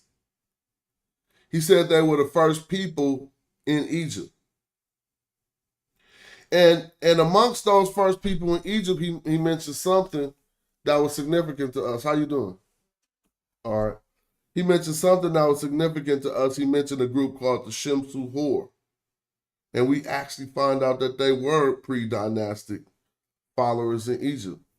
So let's keep clear. I want y'all to see this because we're talking about 36,000 years of ancient Egyptian history that was truncated by the Jews, and you think I made that up, and I'm about to prove it, and you're going to say, God damn, this is the best show you ever watched. This is not no Billy Carson shit. Look, the first man or god in Egypt was Hephaestus, right? Now let's keep going down. I only came back to that to show you what he was talking about here. So when he's on Osiris, he's like on the second generation. Because Osiris and them is the daughters of Newt and Geb or something? I don't know. But y'all know how that works. Now, let's look at this. I think I skipped a page or something. What happened here? Osiris Typhoon, brother of Osiris. So that's Osiris and Set. And lastly, Uranus, that's Horus, son of Isis Osiris. These were the first to hold sway in Egypt. So now we got another attestation saying Osiris was a human. Oops, my head is all cut off. Let me fix the camera. Now we got another attestation saying Osiris was a human. Have you tripped off that? Because Manetho said that he didn't call them gods. Now it says thereafter, the king, and you got to remember, this is Eusebius, the Armenian version of what he was trying to give us what Manetho said. Now, what does this say? Now tell me this. You're gonna think I made this up. I gotta get it off the screen. In your face, you're about to see primary textual evidence that I'm calling Eusebius a Jew. He's not, he's more like a Christian, right? But this effort was done in defending the history of the Hebrew people. I should say of the Jews. And so watch this. Y'all can see the screen. It says, thereafter the kingship passed from one to another in an unbroken succession down to Bite through what? How many years, y'all? Because we're going to have to do some math here to get to our 36,000. You're going to be like, damn, that boy's sharp. So let's whip out the calculator. CAL. Pop on the screen. Now look, 13, 9. That's the first number he threw out. Man, come on, man. You can't even do a calculator right. 13, 9. Dog, why so many numbers popping up? Maybe my mouse is tripping. All right, so look, that's the first number. Do y'all see it on the screen or not? Because y'all thought I was one of them pseudos who would say some shit like ancient Egyptian history was 36,000 years and not be able to prove it with sources. So this next sentence is going to shock you. He's not done, but you're going to be shocked. You should be shocked when you see the next sentence. This sentence says, thereafter the kingship passed down from one to another in an unbroken succession down to bites through 13,900 years. Now look at this next sentence, and you won't believe that they had this gall. The years I take, however, to be a lunar one. Do y'all believe that? The year I take to be a lunar one consisting of 30 days. Oh my God. So let me break this down to y'all. It was some Christian apologetics going on that now we still on this BS, y'all. You won't even believe it. Egyptology uses this date as the start date of Egypt, and they act like hella carbon dating or something lined up with it. But all you got to do is do the knowledge to say that that could not be true. What am I talking about? At the end of this presentation I'm about to give you, when I finish putting this number in here, let me show you the formula. You got to peep how this, you got to know how to re-engineer shit. Look, this is what's taking place in our face. They took 13,000 years and said that they wasn't years. They said that this was 13,000 months. So let's do this. Before we do this, we're going to divide this by what? You already know. I'm divided by 12. Right? So now he wanted to be, instead of 13,000 years, he would say it was be actually 1,000 years. They just took a source that said 13,000 years, and because he said, you want to know why I divided it by 12? Y'all got to peep gang. He said, the year I take, however, to be a lunar one. So if their years were lunar and it consists of 30 days, then how many years would they get out of this? 1,000 something. Right? And tell me, say, no, that math is off and I'll correct it.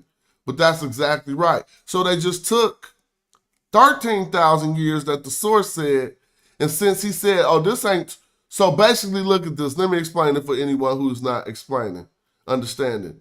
We all know a year is 12 months. He just made a year 30 days. See? And now let me ask you why they did this. They didn't do it on no scientific nothing. You won't even believe this. Like, I know somebody is somewhere not believing what I'm saying because it sounds too weird. They didn't use no science. Guess what they said the reason was? Because the Egyptians took too much of prerogative with their antiquity. That's how it was kind of worded. I didn't even get it. They saying like, you know, they just saying that they just such the oldest that this shit can't be true. So let's divide what they told us by 12. Now, if anybody don't understand the divide by 12, just put it in the chat and I'll explain it. Soon as you turn your years from 365 days, which would be a year, that would be 12, 30, you know, close to 12, 30 days, right? If 30 days is a year, right, then you would go up into 3,000, go up into 13,000. If you want to say, okay, if they thought you got to divide it, you have to divide that by 12 and not by 30. Now, if somebody think that's different, and let me know, I'm not fronting to be no mathematician, But I'm just showing what we can see is obvious and evident. If you told me I'm about to turn 50, right? Straight up in a few days. And now if they told me that these years was not years, they was actually 30 days, then I'm only looking at 50 months. So then I'm gonna go look and see how many months is 50 months, and then I'm gonna do the opposite. How many years is 50 months? I ain't trying to get lost up in the math, but it'll be the opposite. So he said, I think they only had 10 months. That's not the, no, they had more than 10 months, but that's not the point. They had to add an extra 5 days to make their 30-day month equal 365 days. But let's just stick with this 13,000 years. And he said, I take it, however, to be a lunar one, that of 30 days, what we call a month, the Egyptians formerly styled as a year. Don't we know that that all ain't true? So here go the next number he had to deal with. After the gods, the reign of the 1,255 years. Let's put that in the calculator. Hold on, man. Ain't nothing working when I touch it. Oh. Man, I got a little cough. Plus, how much? 1,255. Right? Because what happened in that 1,255 years? After the gods, demigods reigned for 1,255 years, and again another line of kings held sway for 1,800 years, so plus 1817. Uh-oh, it messed up. Plus, this is supposed to be plus 1817. Damn, dude, this something up with my mouse and is making this real hard. So I'm gonna go back to this 15. Excuse me, I'm messing up because of my mouth. And this was plus how much? 1817. So this how many years we dealing with right now. We got 16,000 years of history that they truncated down. Well, let's keep going. Uh-oh. After the gods, the demigods reigned in Memphis, reigned for 1,300. And then again, the kings of Thinis reigned for 350 years. Oh, now we got to put that in there, see?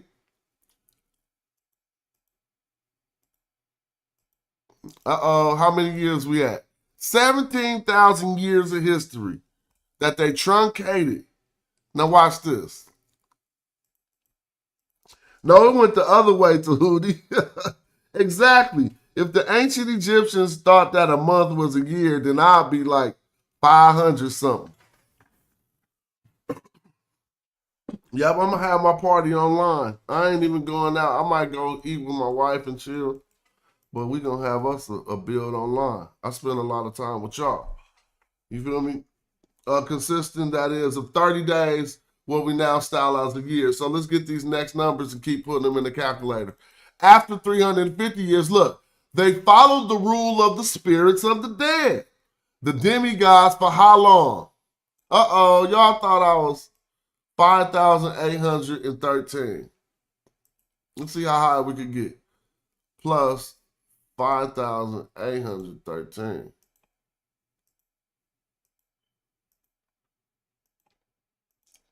Uh-oh, we had 23,000 years, y'all. Uh-oh, am I going to be able to push this back to 36,000? Oh, man, what just happened to the book? It just went off my what happened? It turned to the tail light. Where the book go? Let me see. It ain't none of these? Huh? It just called disappeared on me, but maybe I did something? I don't know. I could go to my history. Right, and it should be right here. Where the book at? 3 tabs. Damn, I thought I just had it. All right, let me pull that book back up. Why do stuff like that be happening? Now I can't even remember the book, bro. I can't remember nothing. That like it just zapped away. Maybe I did something. Let me click back. I'm hella mad, bro.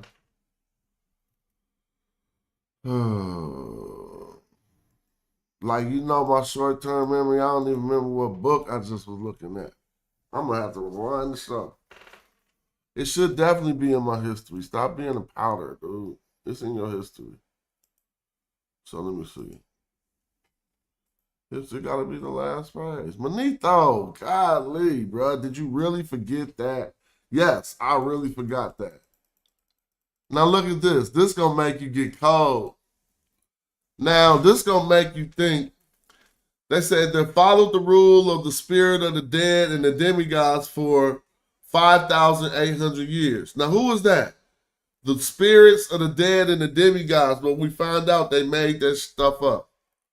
The total of the last 5 groups amounts to 11,000 years. These, however, he going to keep saying are lunar years. This is the apologist trying to take Manito work. Manito never said they was lunar years. So hold up. Because he starts speaking on it. Now look, it say right here in the footnotes, demigods should be in apposition to spirits of the dead, as in Excerpta Latina Barbary or whatever, and Africanus. Look, these are perhaps the Shemsu Hor, the followers or worshipers of Horus. So them ain't no damn demigods. Them was real people. So you can't say, oh, he gave them dates like that because they demigods. Even Waddell knew that. Now he's saying right here the exact total of the items given is 11,200 years. So also 2,400 infra is the round number for 24,000 years. We're getting closer because you're going to see you add them numbers together and you're going to see how they had to 36,000.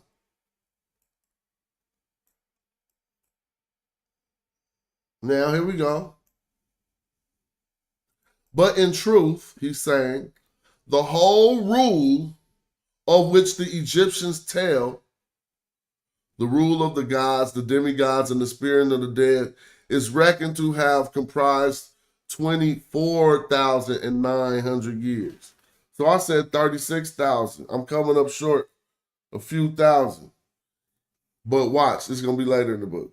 But look, right here we see 24,000, right? Do y'all see that? So he's truncating it by dividing it by 12. Just like I was talking about. And what number do we come up with? 2,206 solar years. See? But let's watch how the other scholars start adding years to that. Now, just to be clear, I also said he did it because it didn't fit in the Hebrew history. So let's read his next paragraph. This is how you hit a motherfucker with some sources. Now, if you care to compare these figures to Hebrew chronology, you will find that they are in perfect harmony. He then went and divided the Egyptian years by 12. And then he talking about now it fit perfect with the Bible. Or with the Hebrew tales, I should say. All right, hold on.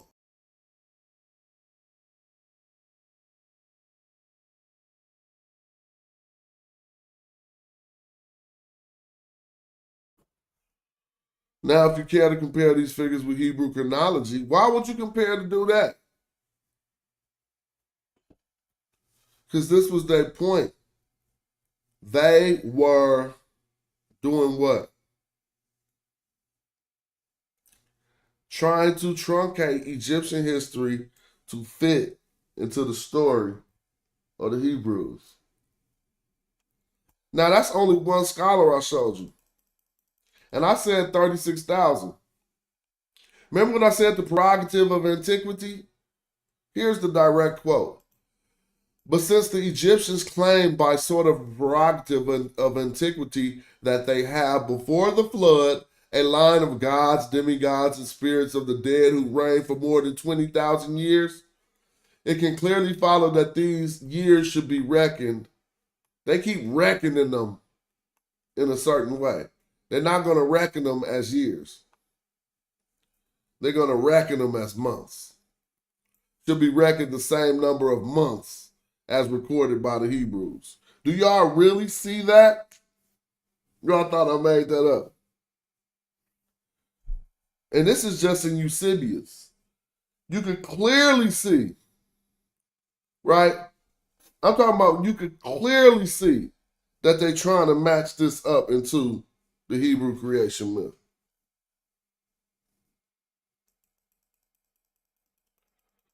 But let's see what the other scholars said, because I still think it's a 36,000 in this book. That's from the Zep Tepe story. So maybe I'm just going to Google 36,000, see if that pop up. Because there's other scholars who say other things, and they got different math. So if you want to know where that 36,000 years of ancient Egyptian history come from, at least I just showed you 24,000 of them right there. People thought that was fake. Now, in none of that do he say anything about no damn Atlantis.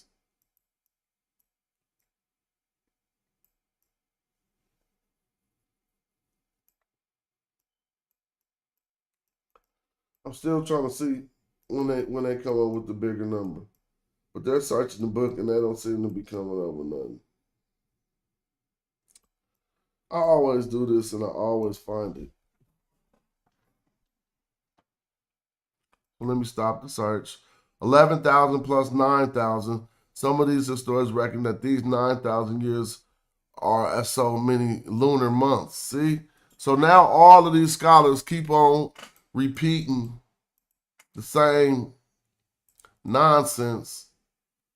And we come up with this 3,100. Let me show you. All you got to do is take the biggest number that I say we're going to wind up with.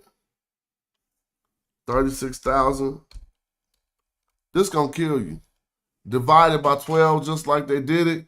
And you're going to get the modern start day of Egypt, bro. You can't make this up. Divided by 12. What is, and what do you get? Dang, bro, what's up with this damn calculator? 36,000 is going to say 3,000. Divided by 12 is what? 3,000. So then they add a 100 on it to act like they doing some shit and say the history of Egypt started in 3,100 BC. Stop with the nonsense. We just killed you with a calculator and ancient text. There's no way in the world that I'm showing you where they said, oh, the ancient Egyptians' years was months. And then if you take 36,000 years and divide it by 12, it gives you what they tell us is the start date of Egypt. That's all buffoonery. You can see it with your eyes. Dude, these ancient books, like this old book, is when they was fighting over it. We ain't fighting over it no more. We just take what they tell us.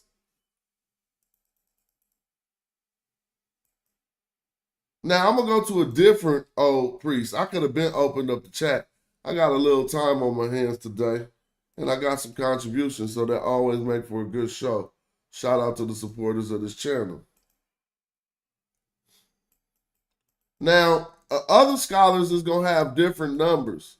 So if you wonder why I keep coming up with 36,000, because I thought it ultimately was a scholar in here who said 36,000, but I will settle for that 24,000 because that I just displayed, because it show you that they got history going 20,000 years before what we like to admit. And we discredit this for no apparent reason. Because here go the Armenian version of Eusebius again, so we looked at that already. We want to see Africanus. We want to see what Africanus said. Here go another person, but No, this is from the account of Africanus, right? Let's go back. Now, one of these numbers is going to say, it'll basically get you up higher. First and second dynasty, he said, was 540 years. But I don't want to be stuck on that. We clearly just went to a primary. Let me open up the chat, man. See if we could get the show interactive. I got to hit Sarnetta. He said I missed something. Let me see. What is Zoom, man?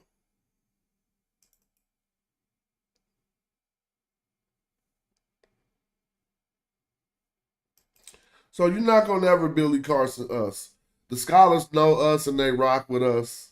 I mean, I can show you the head of Berkeley, Cal Berkeley, bought a Magi shirt. It made me feel so proud. Like, I wasn't like arrogant about it. I was like, why would the lead Egyptologist buy a Magi Archer shirt? We on point, bro. Like, think about that. Where they do that at? You trying to tell me Neil deGrasse Tyson's got on a shirt for some people who talk about science? No. I'm going to show you this too. Because before the lead Egyptologist at Cal Berkeley found my page, let me show y'all this. I was watching a video she was doing. Look at this, y'all. I'm going to say AFRO. What's it called? Futurism. You can't make this up. If you can make this up, let me know. AFRO, Afrofuturism. Right? And we're going to find a Egyptologist named Rita Lucarelli talking about this. I should just put her name.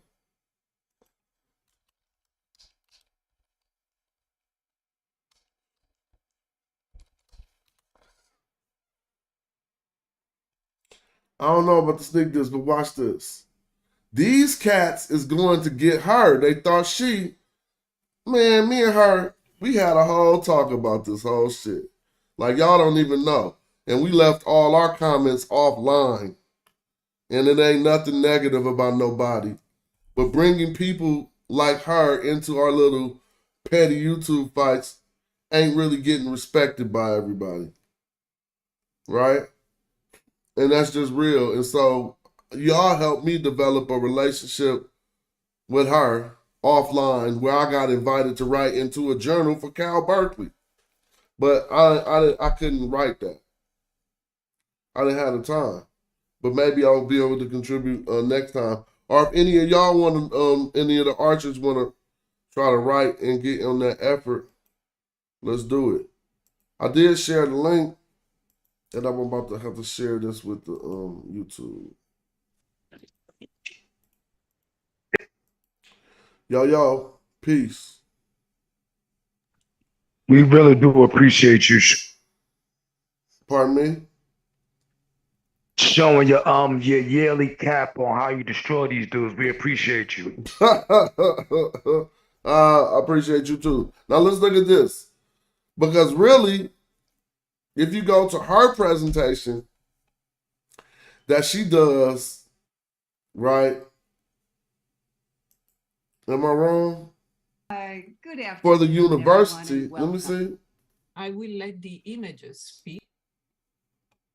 And this is a friend of mine now. Thanks to you guys. Right? Let me see if I can find it. Here we go. So this is when she was making Hi, everyone. This lecture was originally given for... This is Rita Lucarelli when she was making her presentation to Cal Berkeley in 2021 of April. And I would just like to ask you guys all to look at her shirt. Do y'all see her shirt?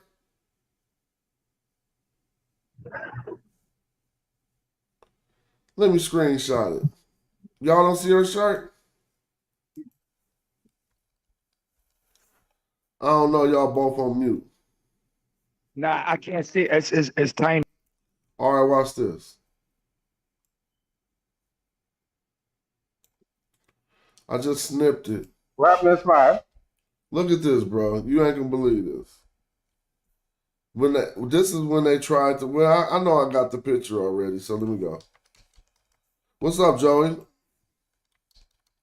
What's going on, boy? You know, I was watching another channel, and they were talking about, you know. They was talking about what? I was watching another YouTube channel, The and Northern they were making California some chapter. commentary on this, either this video or response to the video or something like that.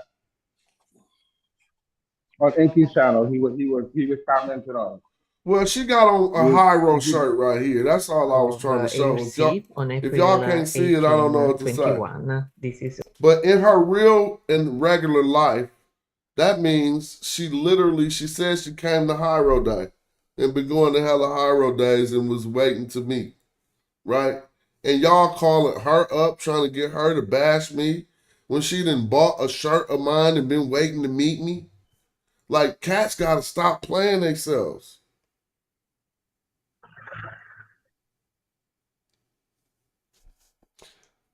I mean, I can't wait to get the footage when she got on the Magi shirt. That's going to kill me. And this is before that she knew that she even know that you knew Egyptology, right? Well, she said she heard some stuff, but this is before any of the stuff we was doing online. You know, she know hieroglyphics was kind of into making music about Kemet or what have you.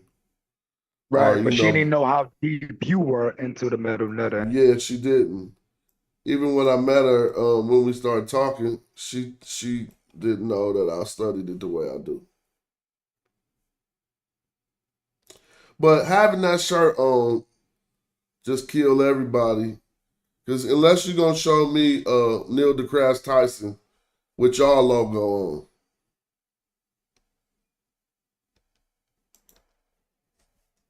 What's up with James? What's up, Smash? What's happening?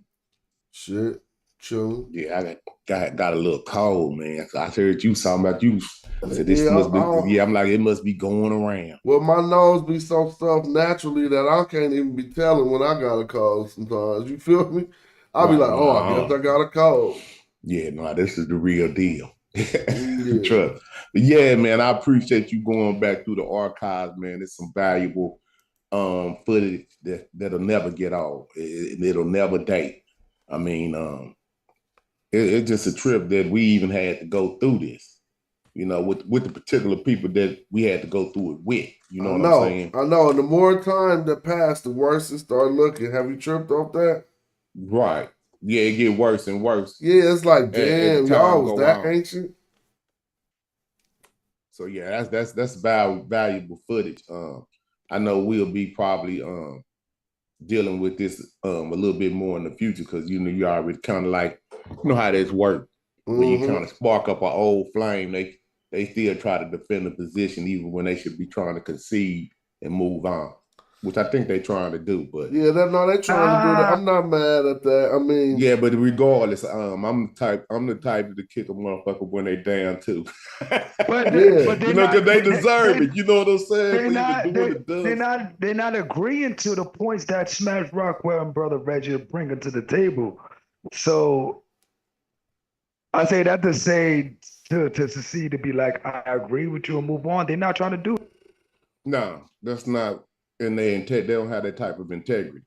It's seemingly, you know what I'm saying? So only thing we can do is just like you doing today. Let's go back down memory lane and make sure, because I mean we spent a good year, you know, trying to get this straightened out, and I mean it's cut and dry at this point.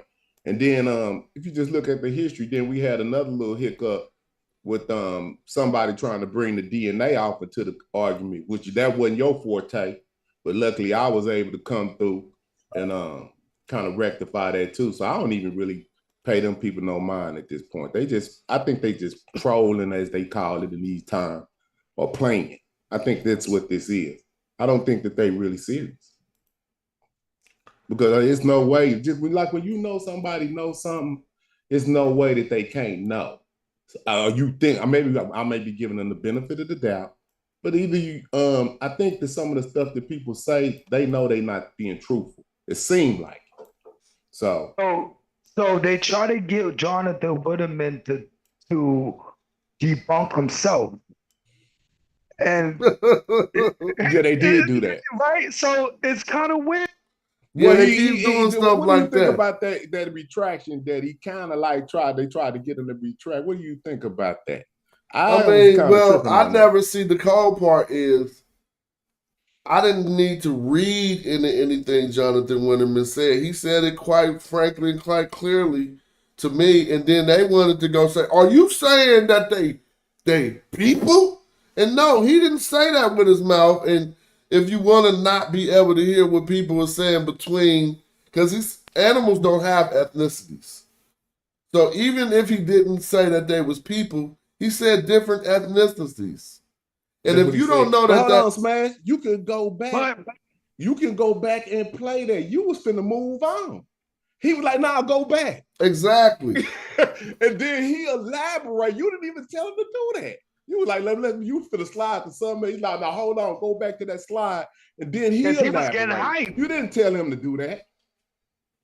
So that was Jonathan crazy. Whitterman was getting hyped. So yeah, that's why he was enjoying the discord between you and him. And it was a beautiful thing to see. You know what I'm saying? And then I just hate how they try to discredit the fact that we all humans and we can gain the propensity and have the capability to read the language just like anybody else. I think it's kind of good though that they try to use them to debunk himself when it didn't work. Yeah, it worked. Yeah, it worked out great. And but that's because you standing on truth and documentation.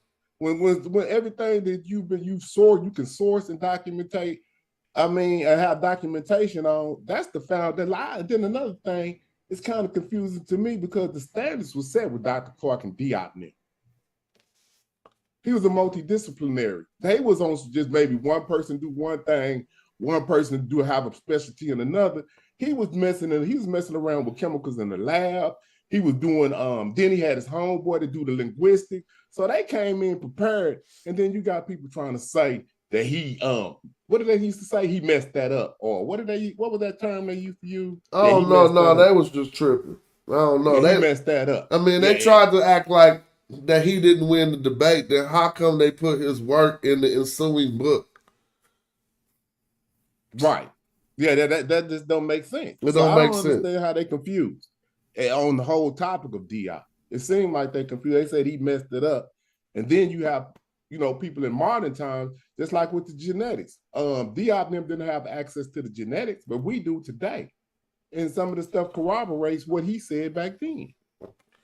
So we're a continuation, basically, of that work. You doing the meta nature and us being able to keep our people clear because scientific racism still exists.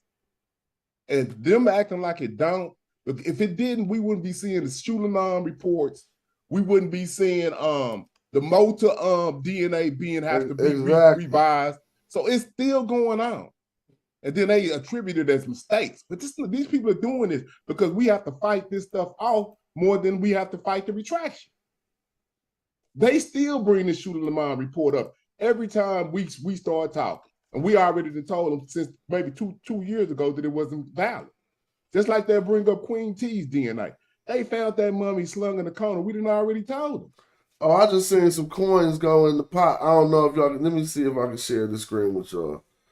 I might have to open up my virtual camera. Yeah, but we see that they found Queen. That's in question as to that being really the Queen Top that they talking about. They don't even have any DNA evidence that that's her.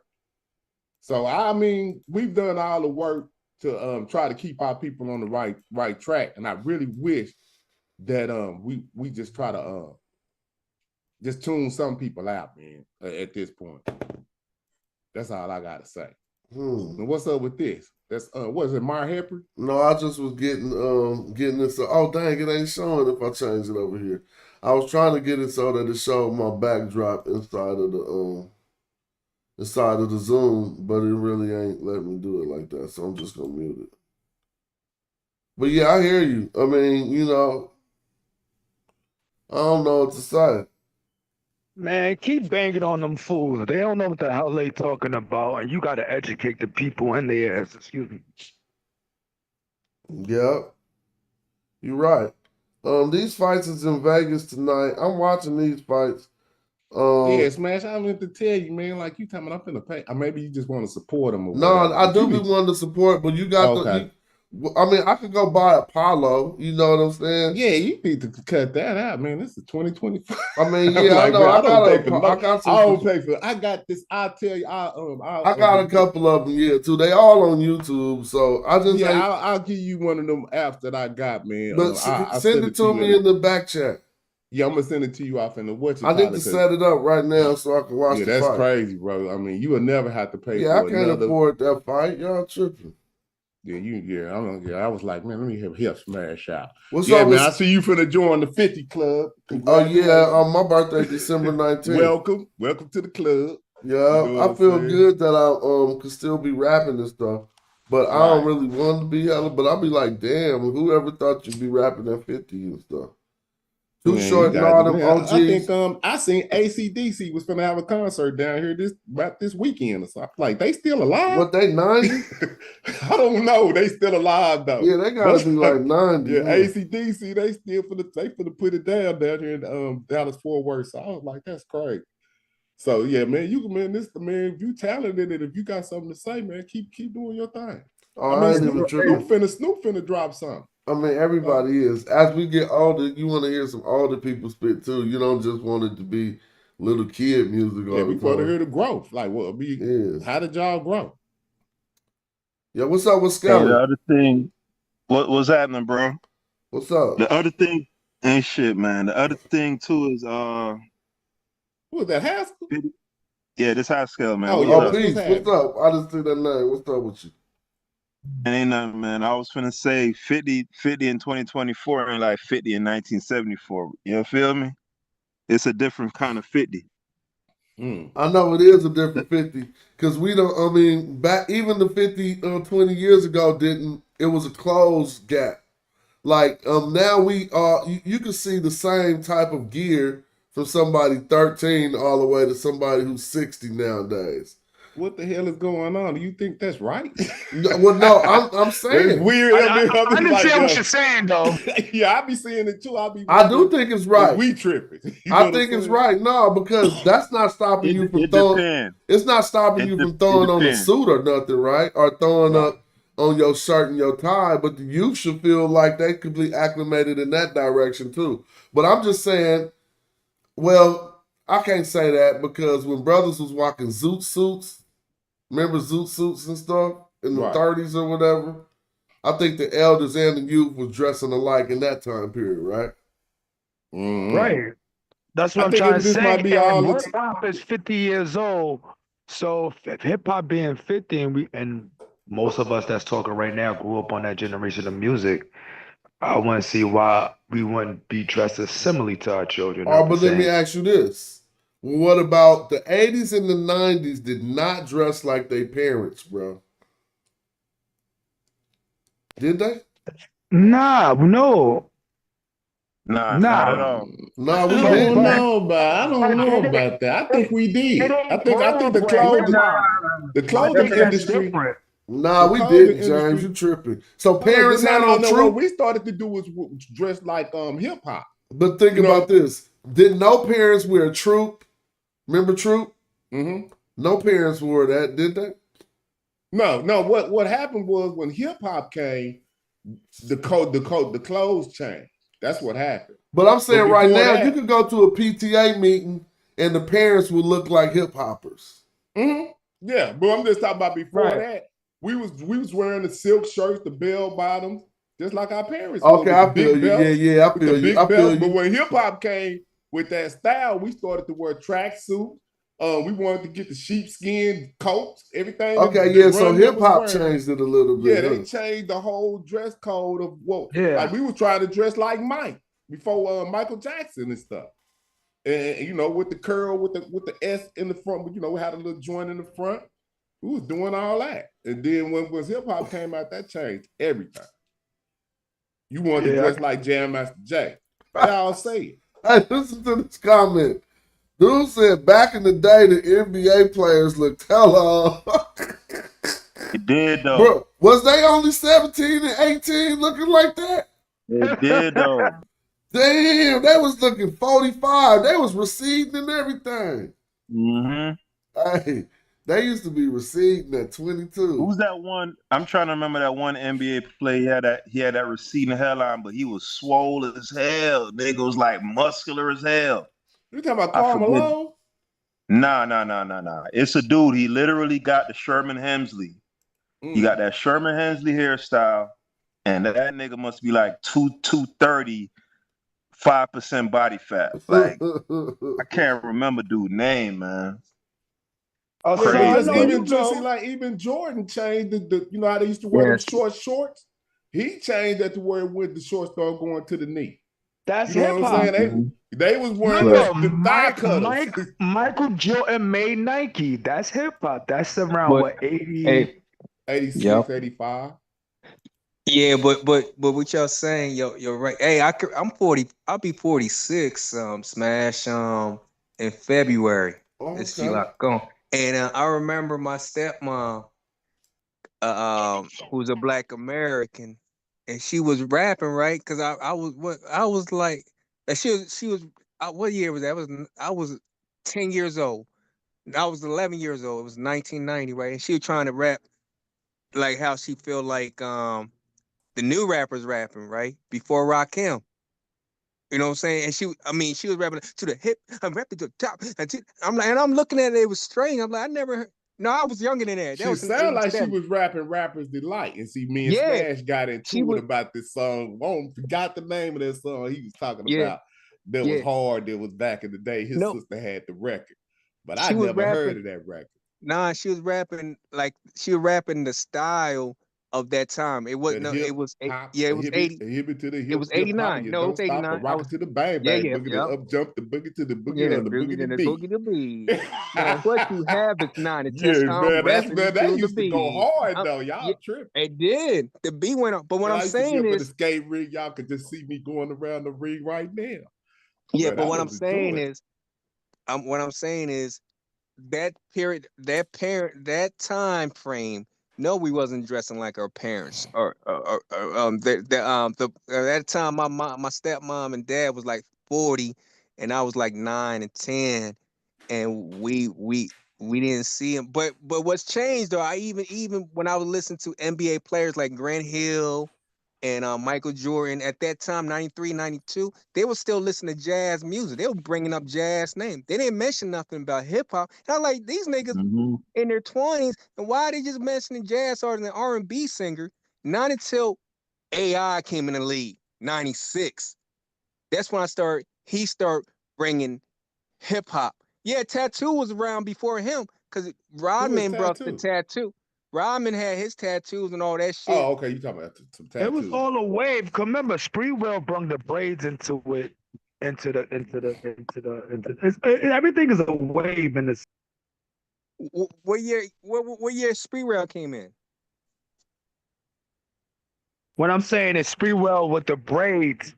He came in bull. He came in bull, but years later he had braids. What I'm trying to say is, like, you're right about Allen Iverson did bring the wave into it, but us dressing like our parents, we never did that. But y'all a lot younger, so let me just say, yeah, I'm 44. See, it's a cutoff age on hip hop too. Like for it's people like that's above my age. They never really like. What's the cutoff age for hip hop?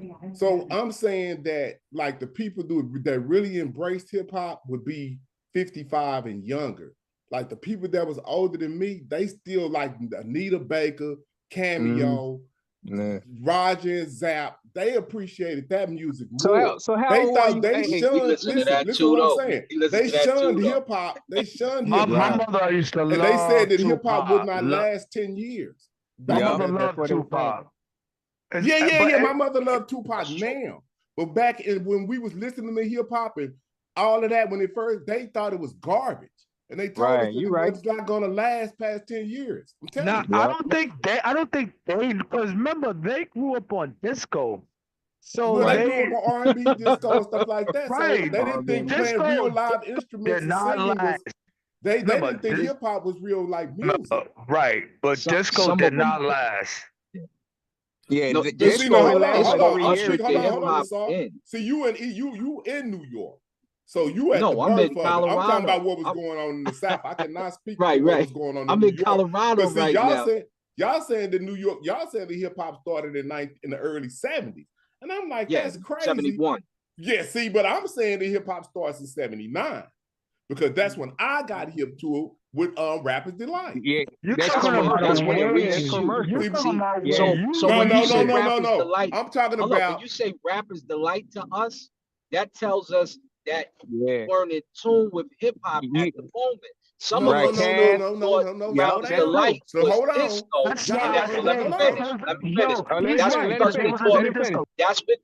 That's because Grandmaster Caz not only wrote the rhymes for Rapper's Delight, but we used to listen to Grandmaster Caz and Busy B. So we knew where the rhymes was coming from, and we had a whole understanding of the culture. And now I was born in 74.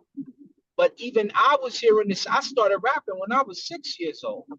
But hold on, son. Even hold on. then, This is what I'm trying to tell you. More ancient than Rapper's Delight. Okay, I got that. But what you're not understanding is how stuff used to how stuff we used to get to around the country. It ain't instantaneous like it is today on the internet. It would take years for a record from New York. MTV was not showing that stuff. So we're supposed to be getting into this. Listen, everybody had a radio station, like we had a radio station. Our main one was KDKO, but we would have to listen to Eclipse, who would play underground stuff for us. And this is how a record would break across the country. So before we was listening to anything like my man Big John when he came out here, now he runs Sony. But before, he would just take us to this club called Norman's at the time, or Scooters, his other name, and I was 6 years old in the club, and we listening to Mantronics. That's how we get in the songs. and DJ Nathan is breaking it on the clips, and we would record it on a tape, and then that's how we would have the new song. So we didn't have that major boom, but we never thought Rapper's Delight was the one. We thought it was a hot record, but we knew rap was way before that and more deeper than that. Well, like I'm saying, we in the South, right? You don't get any of what the nucleus of hip hop is until the record breaks national. Right. What Grandmaster Cash did was local. It was not national. Right. He was.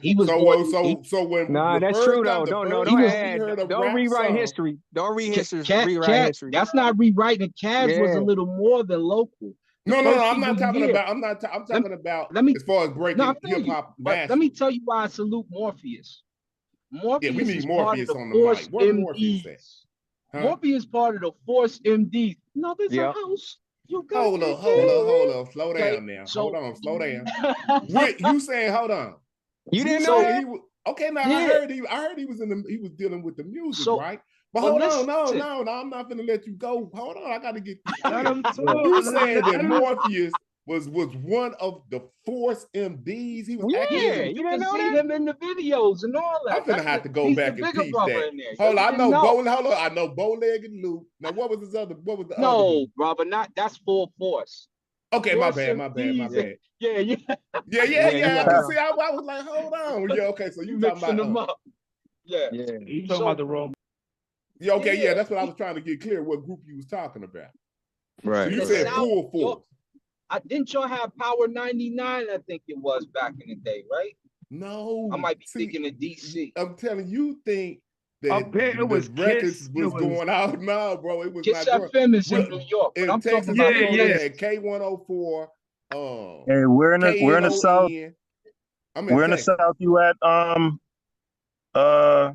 He's in James? Dallas. He's in Dallas. I'm in Dallas, Fort Worth.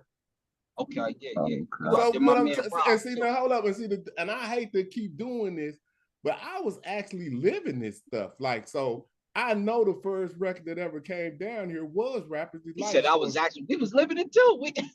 No, but what I'm saying he talking is, about down south. He talking about no, down I'm south. talking He ain't about talking down about New York. south. I know.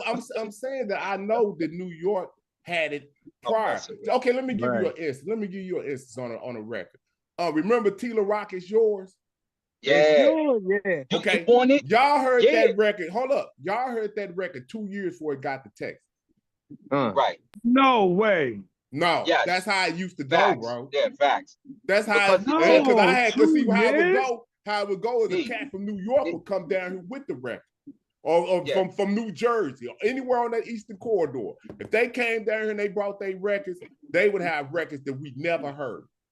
Yeah. I was living this. And I'm a hip-hop junkie. I grew up on this. So I know how it went. It started out with Rappers Delight, and they gave Grandmaster Cass and them they credit later on. But the person who broke it was the Sugar Hill Gang with Rappers Delight. After that, it's Curtis Blow. This is the chronology of it from a southern perspective. Back it up. The next big artist was Curtis Blow. He missing Busy B in there, but yeah. I'm talking about as far as like nah, the next one to come down. But sorry, I was here in Colorado. I was here in Colorado. My record that I got was Running Things. I'm been running things. That was on the radio. What year you went to Colorado? Sorry. He talking about on a commercial level, sir. On a national commercial. We got Busy B first, and then we would start to get like the UTFOs what was Busy B? What was Busy B national hit? He was singing Running Things. That's what I was about to say. Man, I'm kicking here, stunning. Stone Cold Gunning, all that Spoonie G and all them. Spoonie G. That was a national. That was a national. It was no national. Yes, G from I'm the Godfather was national, baby. That wasn't like underground. I never heard of. Hold on. You ain't never heard of Spoonie G? No. I didn't say I never heard of Spoonie G. I never heard of that song you talking about. We need a source, sir. So what year was that? What year was that when Cass came out with that? Cass was like 78. No, I'm 77. talking about specifically that song you was talking about. They hit Colorado. Oh, the one I heard with Busy B, that's your early 80s. And that's like the first record I ever got. My mother bought me the Busy B. And you saying that was like on Bill. Listen to. You was in Colorado in the early 80s. Yeah, because Busy B was like the best rapper in New York. So when he dropped that, everybody ran to it. They didn't grab a hit off in Colorado. But they all ran to like, what's he dropping? In Colorado? Yeah, I was in Colorado. Nah, you gotta show me evidence. That's still not answering the question though, Asar.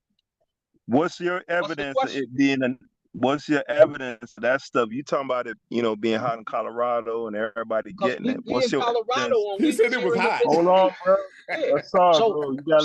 You gotta hold on. Let the question come out all the way. What's your evidence for it being a national hit? Did it chart? Was it getting spin? Yeah, charted, but here goes the evidence. So we not didactic because I feel you. But bro, they wouldn't here's even the play evidence on the radio. So here's the evidence right here, right? So Busy B, because he was the best battle rapper in New York, considered by most at the time, we would hear him on tapes that you would get. That's the only way you would get these records at the time, because it was difficult to get music played on your radio station. Busy B comes out, and when he comes out, Kool Moe Dee blows up shortly after. Why? Because Busy B beat Kool Moe Dee and a bunch of MCs in a battle, and when the battle ended, Kool Moe Dee disses him. And then Kool Moe Dee is in Beat Street. So now we watching the whole thing go down, and then he puts out Wild Wild West. So Busy B had I used to live downtown. 149th Street. You just went all the way to 1987. Like, what the hell is going on? That shit was hard, though. Hold on, man. You done went all the way to 87. Like, what's going on? Yeah, you did go to 87, homie. You going to 80s. Yeah, man, you went to 87, That's homie. crazy, like, what are bro. you talking about? He was supposed the to Wild be Wild West evidence. came out like in 87. He's supposed to be giving evidence for Kaz having a national hit And then Hold the on, you nigga went to skipped like Kaz the 5 Busy Bee. years First you to asked about No, Busy busy. Bee, now you Nah. changing it back to He gonna find Kaz. out. Hold on. Hold on, Time one out. at a time. Hold Hold on. on, One one you at a gonna time. stand on? Hold on. You done He messed gonna that have a up. hard time showing evidence that Busy B made a national hit. Kaz, you ain't no way, nigga. Nah, that's not true. Nah, I don't believe you. Nah. Kaz was known as a dope freestyle rapper, and No, just I'm not about taking away everybody. from his skills. We already I'm know not about saying he that. was. I'm saying that he was known in the MC world because he wrote Sugar Hill Gang, the song that you Yeah, sing yeah, So all in the the time. they took He in the that the from MC writer. world, we talking about they took they Yeah, did take Grandmaster I Cash's know. verse. He's the that's writer, cool, so he is the Yeah, but national. that But was hold on though, that's local. not what we talking about. That Y'all was getting off track. locally, That's done. bro. That was locally. That was not Sugar worldwide, Hill dude. Gang is Nah. not locally. Sugar Hill Gang was the biggest hip hop Hold record on. of its One at a time. time. Grandmaster Caz wrote it. Hold on. 1979 is the first time that nationally black folks and white folks heard outside of New York, and maybe in Philadelphia, they probably heard about Cass and all that. But outside of New York or outside of East Coast, whatever, you ain't never heard nothing like that until 70. Maybe Blondie when she made the Raptors. You know, there was that shit wasn't no hip hop. Cut that out. Yeah, but it wasn't no hip hop. Yes, But no, it we ain't had even some trying. elements. They try to slide that in on us. We ain't doing that, bro.